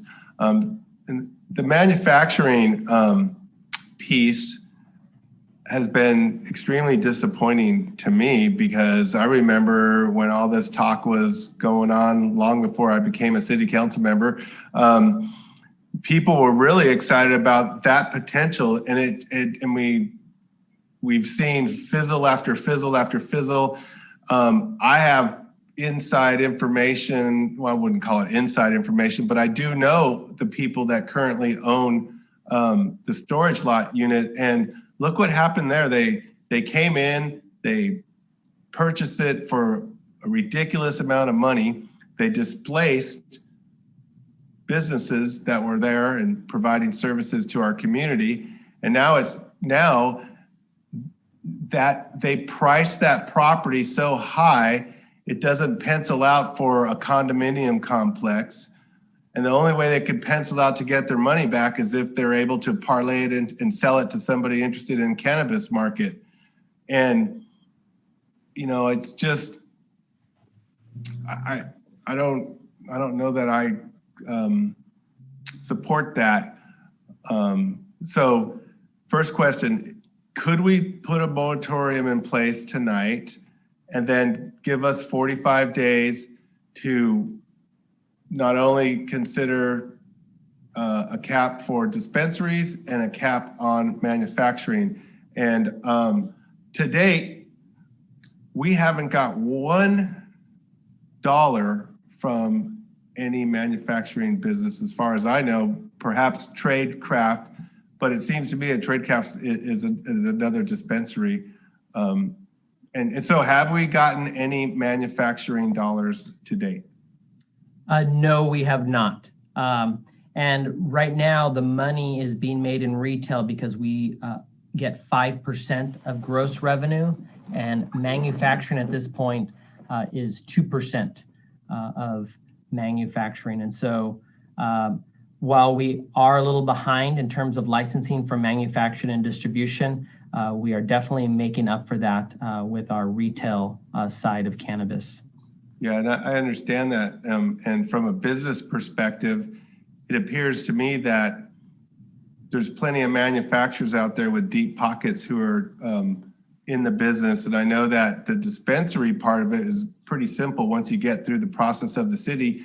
And the day you're approved and you open your door, you have a bunch of vendors lined up at your door trying to get their products on your shelves. So I'm not very optimistic that these manufacturing ideas, enterprise ideas are going to come into being here. And so I think we have enough. And I think it's time to support the ones that we have and try to ensure their success into the future.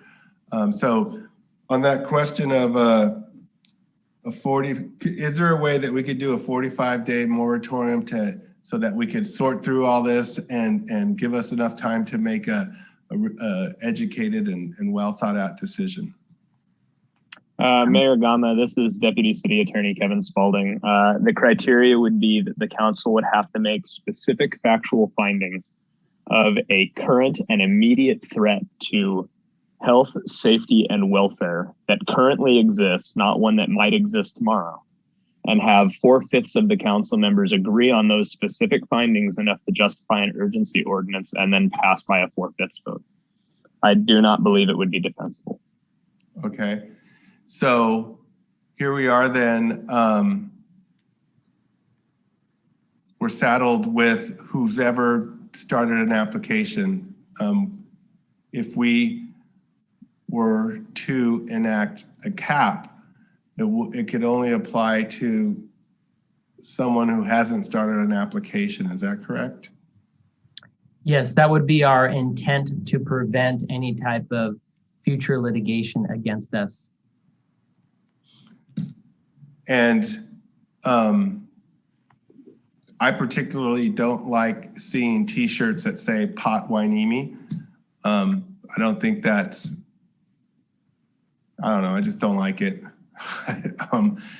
So I've always felt that we should have, or the prior council that approved the original ordinance should have put a cap on it, but they didn't. And so here we are today, trying to decide the best way forward.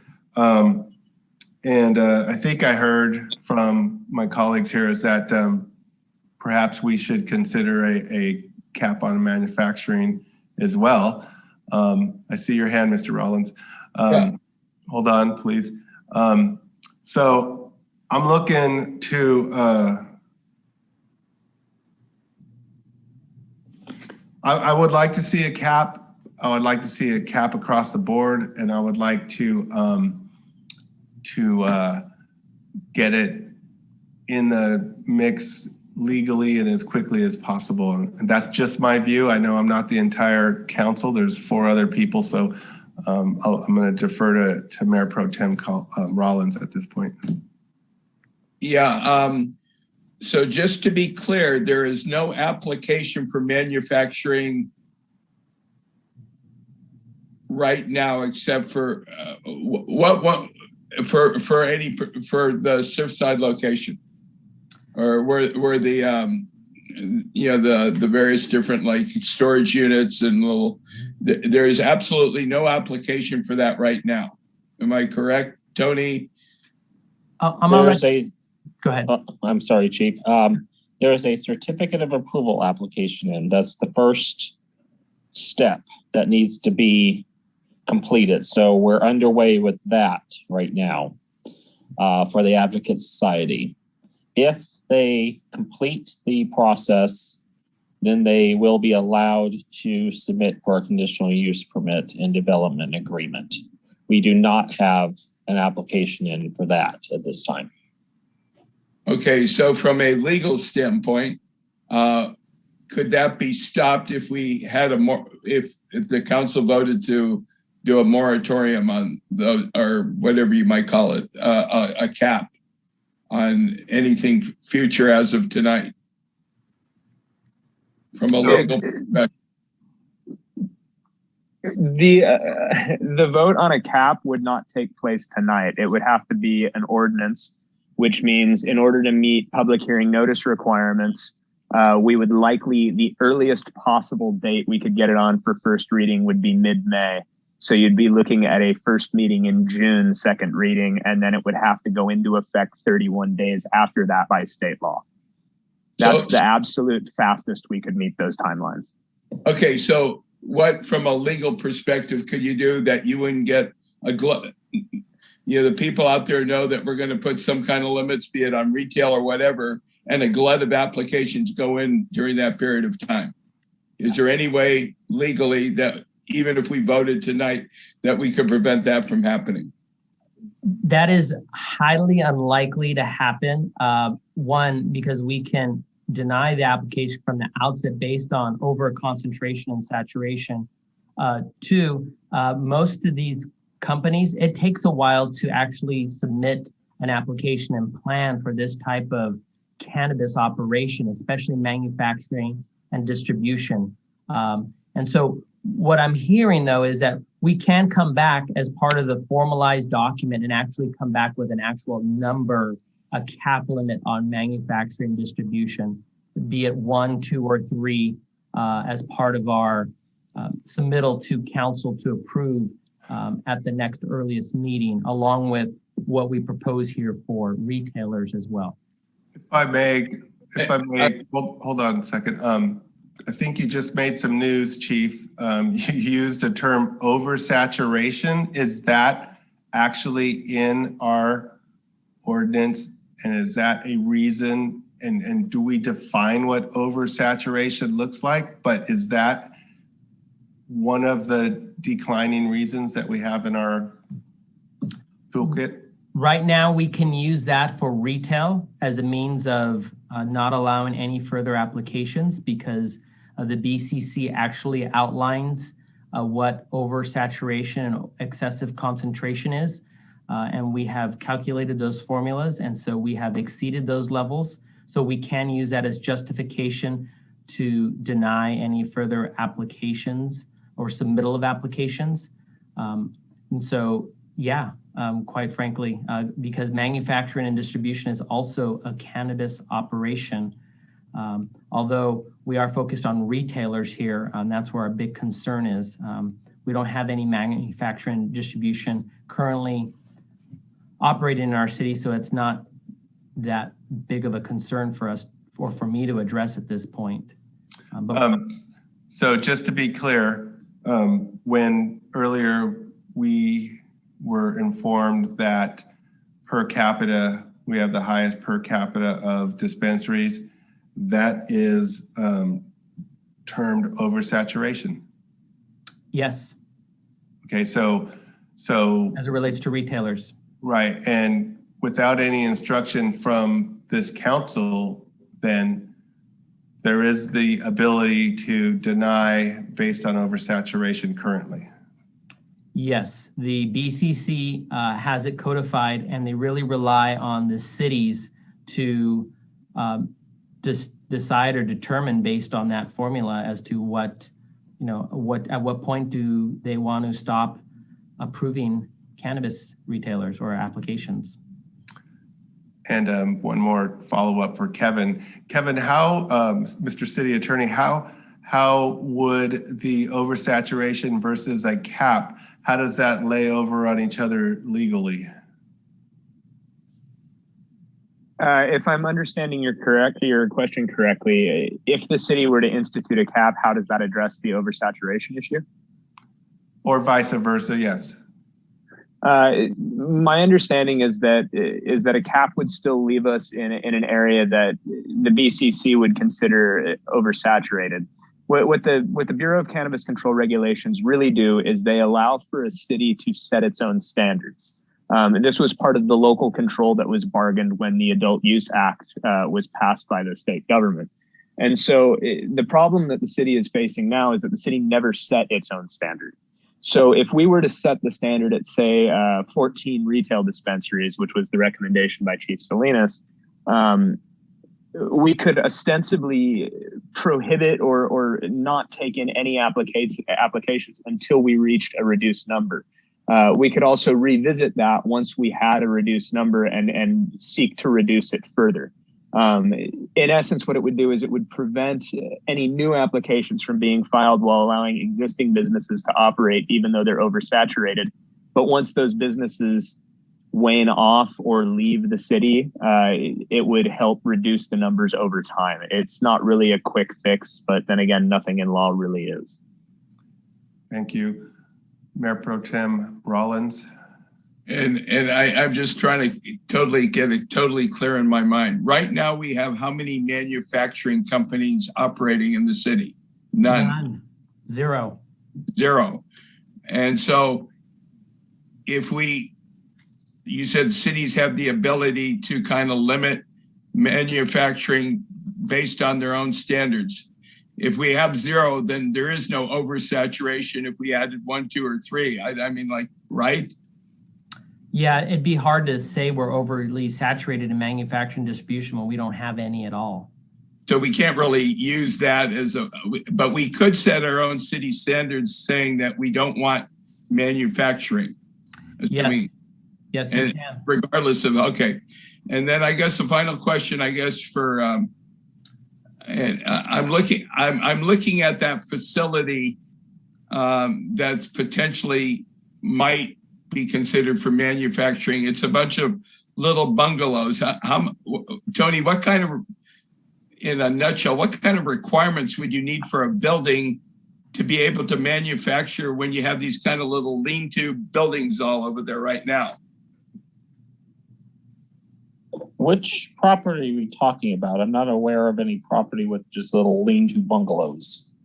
I don't know, where the storage is, all those where like they used to have the auto shop, and they had that's where like the kids were at one point in time when they were having their teen center and all of those, that area. Council members, this is Deputy City Attorney Spalding. Just because I've been alerted to a number of things recently, I would like to remind all the council members of their ethical responsibilities under the Political Reform Act as it pertains to this issue and getting into specific conversations. Okay.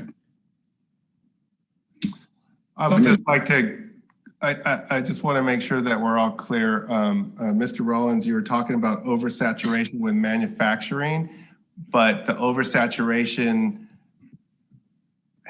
what we were talking about has to do with the dispensaries. Right. Okay. And I'm unclear as to the admonition or the warning from the city attorney. I'm not quite understanding it, but Councilmember Hernandez has her hand up for a question. Oh, thank you. Actually, I just want to kind of help move this discussion along. And,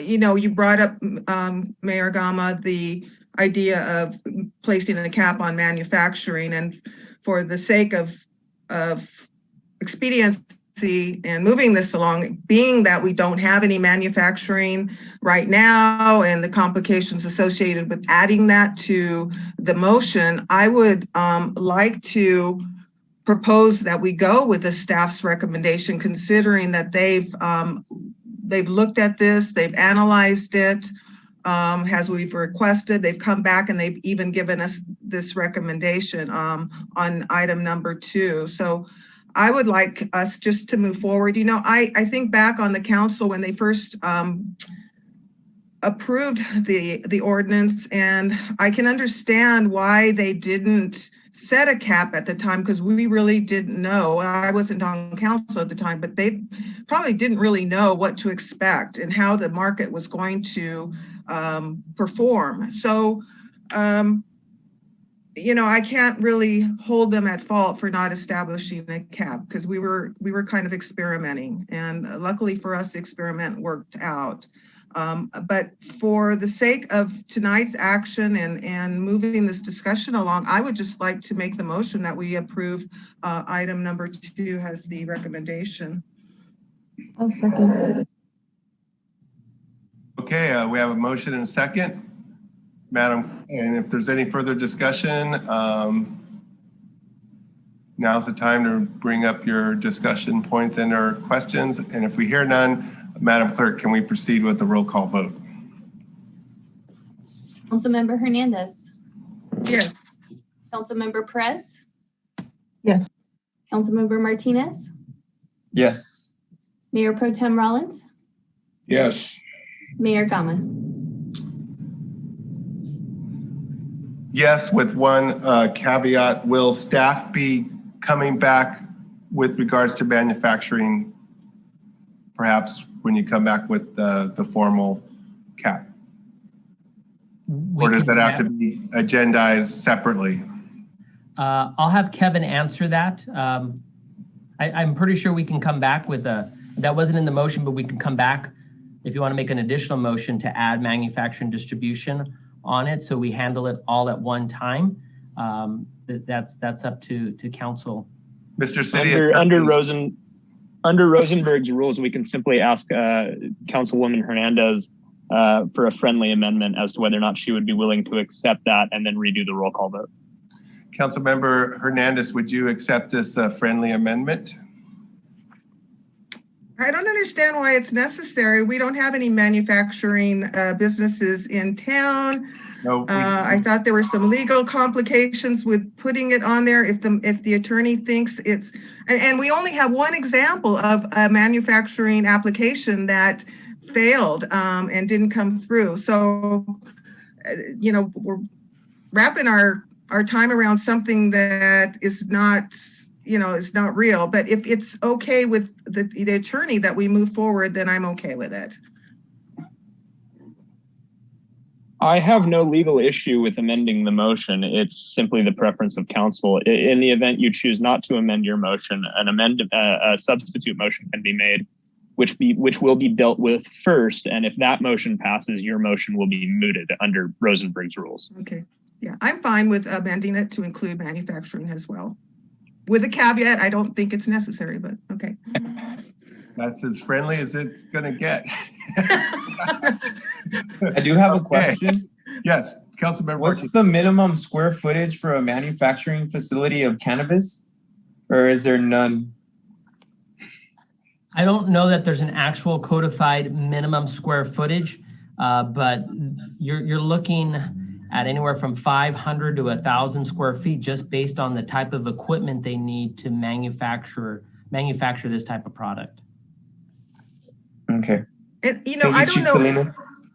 Yeah, and then I don't know why we're opposed to manufacturing. Is there some solid reason that manufacturing would be a problem in the city? Is it just another cannabis business that you're opposed to, Mayor Gama, or is it something about manufacturing that you might be opposed to? There's a lot of unknown with manufacturing, and we don't. Clearly, it's more difficult than a dispensary.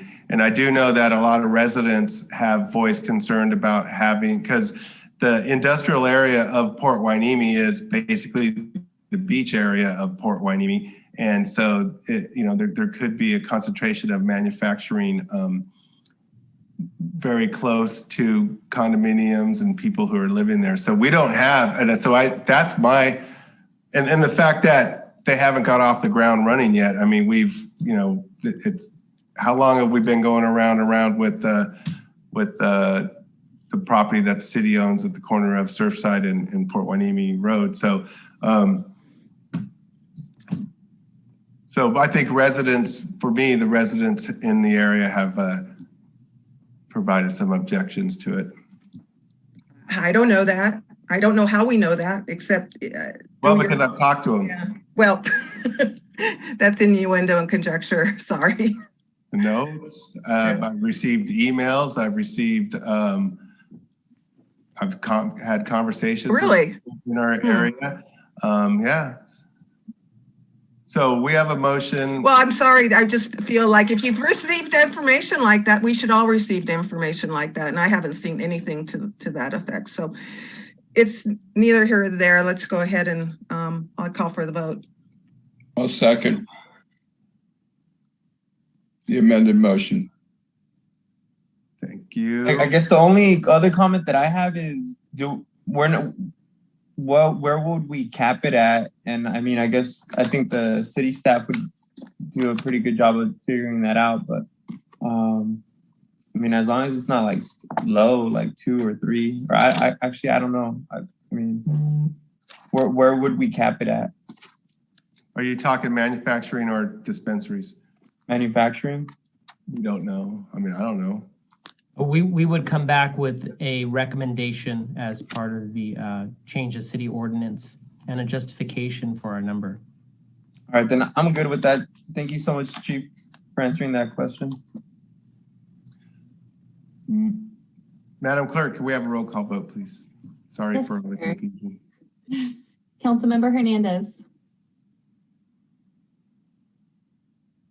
Yes. Yes. Mayor Pro Tem Rollins. Yes. Councilmember Martinez. Yes. Councilmember Perez. Yes. And Mayor Gama. Yes. The amended motion is approved unanimously. Okay. Now we're going to move on to council member reports and comments. Councilmember Martinez, would you like to go first? Yes. So for REACH, I'd like to mention that we approved entering a contract for the Hueneme Beach Festival with the marketing and promotion company, and with some consultants also, which I think it's pretty good. We took a while to approve it and finally approved it, so I think that's good because it looks like everything should be fine by August. So that's about it in terms of my comments. I did actually want to mention, what would we do in terms of that individual who was complaining about the noise early in the morning? I don't know if I'm allowed to ask about that right now. Would be able to get a report on that, or? City manager. Council members, this is City Attorney Kevin Spalding. We can't go into a discussion on that, but during council member requests for future agenda items, that might be appropriate if you can get a second and a vote on it. Councilmember. Thank you, Kevin. Councilmember Martinez, do you have any other comments? No, I think I'm good. Thank you, Mayor Gama. Thank you very much. Councilmember Perez. Yes, and I think Mr. Villafana sent us an email regarding what they're going to do about that. But anyway. Okay. I don't have any reports on any committees, but I do want to give an update on the mental health initiative. So it's now up to 15 organizations that are involved. Our t-shirts and our magnetic ribbons are being created now, and many organizations will be selling those t-shirts, including our own. Bobby did a great, or Councilmember Martinez did a great video and posted it showing the community on how to donate money. And I hope that's helpful and more people will contribute to that. I was able to get Senator Limon to do a PSA, and Assemblymember Jackie Irwin will be speaking live and kicking off the event on May 22nd. Many of the council have, including many people from other agencies, have done a PSA, so that will be combined and sent out and pushed all over social media, every website and any place that they want to put it. So that will be finalized soon. Councilmember or Mayor Pro Tem Rollins and I were discussing doing our own walk event, which we were looking at possibly after beach cleanup, maybe on May 15th.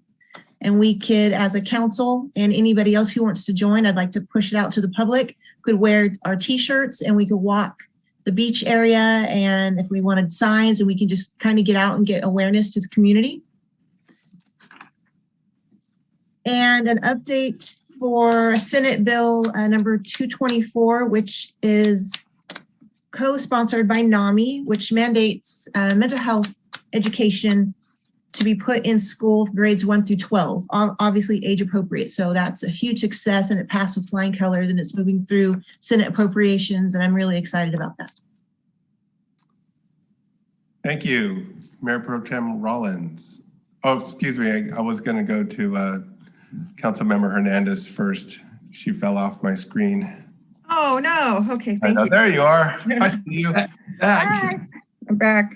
Okay, I've got a list of things I want to share, not all of them committee related, but first of all, I want to acknowledge that we celebrated Dispatcher Day in the last 2 weeks and over the last 2 weeks or in the last 2 weeks. So I just want to say thank you publicly to our dispatchers. They often, you know, they're stuck in dispatch center and in the dark, and we don't often get to see them, and but they perform a very stressful and important job, and I just want to acknowledge them and ask the public to acknowledge that was hosted by the Southern California Association of Governments, SCAG, by Congressman Salud Carbajal. And he's put together a resource guide on congressional program funding.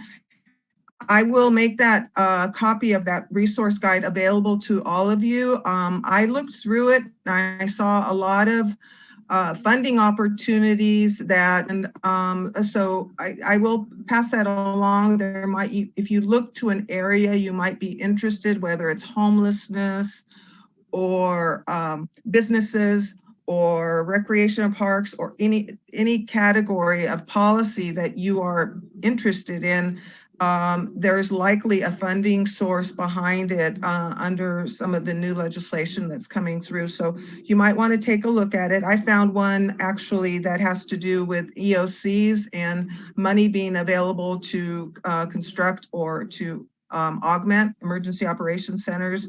So take a look at it. I'll either have it emailed to you or have it left in your box. I'm also on the committee, the city committee, to review the city's emergency operations plan, and we've received part 1 of that plan. We have a planning committee, a small steering committee, who have been asked to review it at this point. But one of the things I want our staff to really take a look at, and eventually the city council will need to consider this, is the revising the municipal code to update the language and maybe change the title of Director of Civil Defense to Director of Emergency Services. That's something we did at the county along with other things, but I think our municipal code definitely regarding the Civil Defense Council needs to be updated. So if you have some time to look at that ordinance, please do so and offer your comments back to the committee. And then we also need to consider standing up a recovery organization for major disasters where we have significant damage to the city and need a significant rebuilding effort. And so we need to start thinking about what that organization would look like and who some of the stakeholders to that organization might be. These aren't first responder organizations. These are, although they can be, we're really looking toward those kinds of organizations that can help us with development, economic recovery, and things like that. And then citywide training and an exercise program is another thing that we hope will come out of this plan. So that's something I we want to make sure that our staff is properly trained and prepared. Want to make sure our city council's trained and prepared on their roles and responsibilities during a disaster or emergency. So these are 3 areas that our consultant is looking at right now, and she would like some feedback and comment on the plan. And I believe, City Manager, if I'm correct, we could submit those to Scott Madelon, or would they go to somebody else? Thank you, Councilmember Hernandez. Yes, that would be appropriate as he is coordinating those inputs and finalizing the phases and parts of the upgrade and update. Okay, thank you. Another document that I came across through the League of California Cities, we had a general, it's a general briefing document that was presented during our policy discussions this last week. And it outlines federal and state legislative matters affecting cities and other policy areas. I don't know if Mayor Pro Tem Rollins received it or Councilmember Perez received it, because you're both on some of those committees. But I will make that available to you. It's also very interesting on what legislation is being pushed up through the chain for approval, and it's good to keep an eye on what some of those issues are. This weekend, I had the pleasure of meeting up with Paige Stockley, who was in, her family, she's one of the family members from Alaska 261 crash.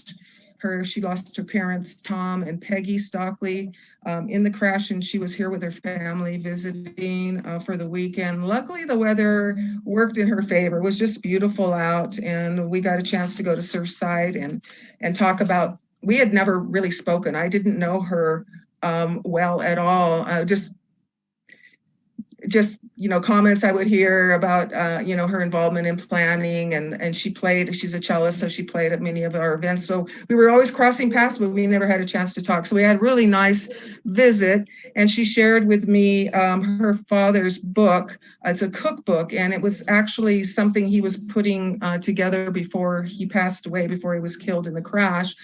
And she gave me a copy, and what I would like to do is I'm going to, it makes several references to Port Hueneme, to Surfside Cafe, and it contains a bit of history around Alaska 261. And we were talking about ways to keep Alaska 261 and the people who perished in that crash, keeping their memories alive. This is one way to do it through this book. I'm going to purchase 4 or 5 copies, and each of you are going to get a copy of that book. So it's a great little cookbook, and it talks about wine and other stories behind the family, and the father, who was actually a columnist for Seattle Times, who wrote a wine and food column and actually helped develop the wine industry in the state of Washington. So I hope that you enjoy it, but I think that we need to somehow hold on to that, to those memories long after we're gone. And this book is a good way to do it. And I'm sure there'll be others too. And with that, I'd like to ask that we adjourn in the memory of the individuals lost in the Oklahoma City bombing. Over 26 years ago, on this day, I was on my way to Oklahoma City to work the Oklahoma City bombing in the State Emergency Operations Center. We lost 164 plus lives. It was tragic, and it was, in 1995, this was a homegrown terrorist act, and I was there when they arrested Timothy McVeigh. You could hear a pin drop in the room when that happened. So it's something that I remember every year, something I'll never forget. And it's interesting because we're still under a Homeland Security threat today, based on the situations that occurred on the January 6th. Invasion of the Capitol, the insurrection at the Capitol. And so it's always good to be reminded that we are never fully safe. We always have to keep our eyes up. We always have to be careful. And if we see something, say something. So that completes my report. Sorry, I went so long. Thank you. Thank you. And we look forward to receiving a copy of that cookbook. We all love cooking and eating around here. Yeah. That's one of the things we all agree on, right? All right, Mr. Mayor Pro Tem. Oh, yes, Councilmember Perez. Don't forget Thursday, Earth Day park cleanup at Volker Park starting 9 a.m.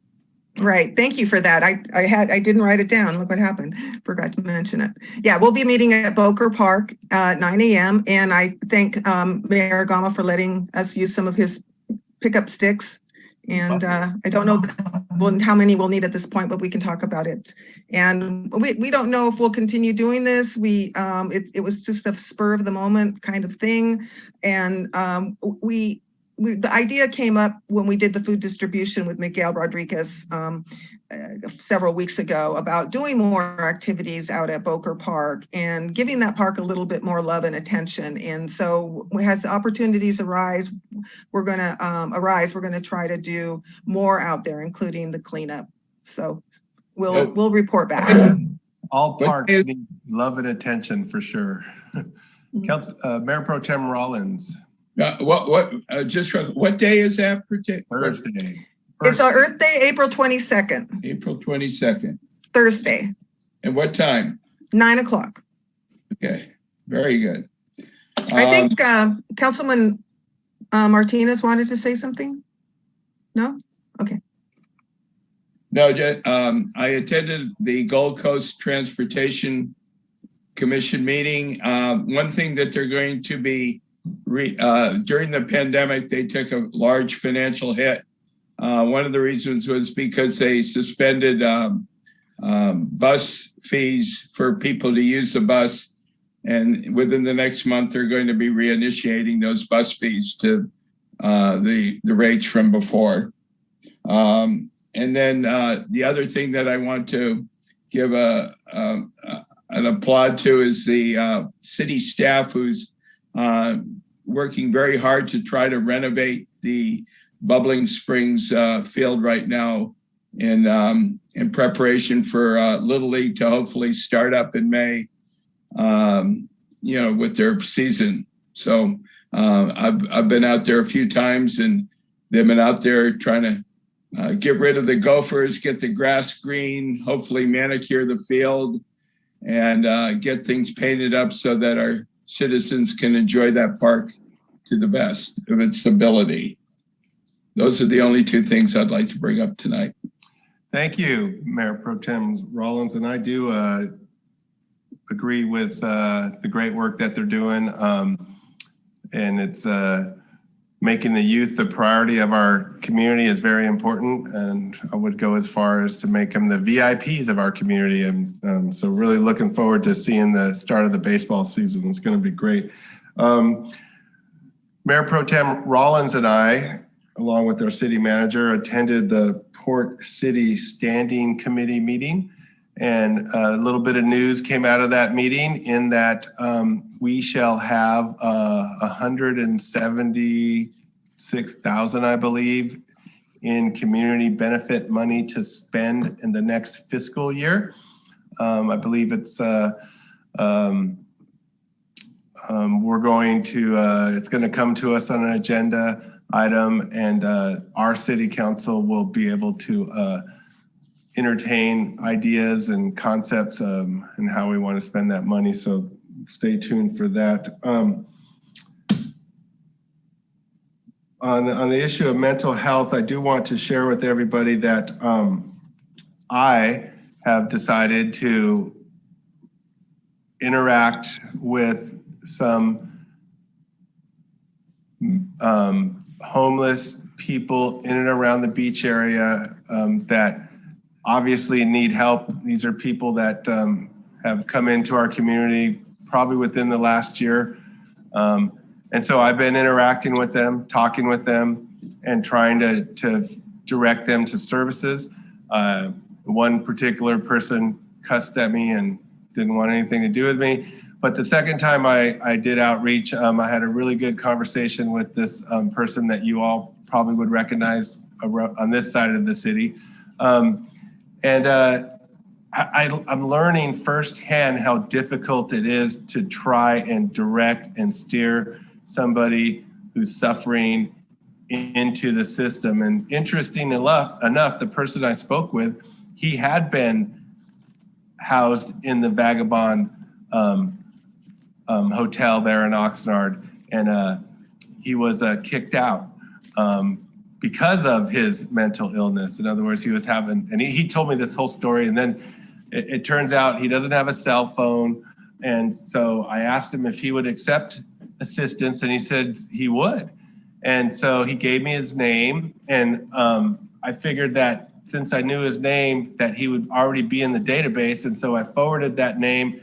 I left a message, and a social worker got back to me today and basically said there's nothing they could do because he doesn't have a phone. And I was very disappointed. I'm like, well, wait a minute. He lost his phone. He had a phone, but he doesn't have a phone. But so again, you know, we need to keep trying and connect these persons who are willing to accept help, to get help. But then the other side of it is that the county social workers are overwhelmed. And I spoke to the supervisor as well. We had a nice conversation. You know, so it is very difficult to try and engage somebody into services. But I think we all should try, and I'm going to continue to keep trying, because sooner or later, hopefully, we'll be able to get one of these persons in need to get the help that they need. And I really hope to be successful at that at some point in time. That's all a comment that I have is perhaps in the future, if we consider new ordinances banning something, that in that discussion, we include how are we going to enforce the ban. So I just want to throw that out there as a comment. A person I know informed me that he spent the day on the beach with his family yesterday, and there were dogs everywhere, and that there was an incident where a German Shepherd off leash was running around, and then a kid with a water pistol gun, whatever, sprayed water, and just the dog kind of freaked out. Luckily, the owner was there to intervene and prevent something happening. But you know, we heard, and so it's something I know that the city is taking seriously and working on. And so I just wanted to you know, keep that on the forefront, and I know they're working on it. And so in the future, perhaps we could have a conversation of enforcing bans. And I'm running out of things to talk about, so we're going to move on to the final item, request for future agenda items. Does anybody have a request for a future agenda item? Councilmember Martinez. Yes, thank you, Mayor Gama. I'm requesting a presentation on all the restrictions and prohibitions on plastic, styrofoams, disposable trash items here in our city and the county and in the state, so that we better understand the penalties. And are you requesting that we get briefed as to what is our policies, and do we have additional policies to consider? Exactly. I will second that. Madam Clerk, can we have a roll call vote, please? Councilmember Martinez? Yes. Mayor Gama? Yes. Councilmember Hernandez? Yes. Councilmember Perez? Yes. Mayor Pro Tem Rollins? Yes. Motion passes. Thank you. Councilmember Martinez, do you have any other requests for future agenda items? No further requests. Thank you, Mayor Gama. Thank you, sir. Anyone else have a request for a future agenda item? Seeing none, I do. I have one request. I would like to agendize a discussion for return to in-person city council meetings.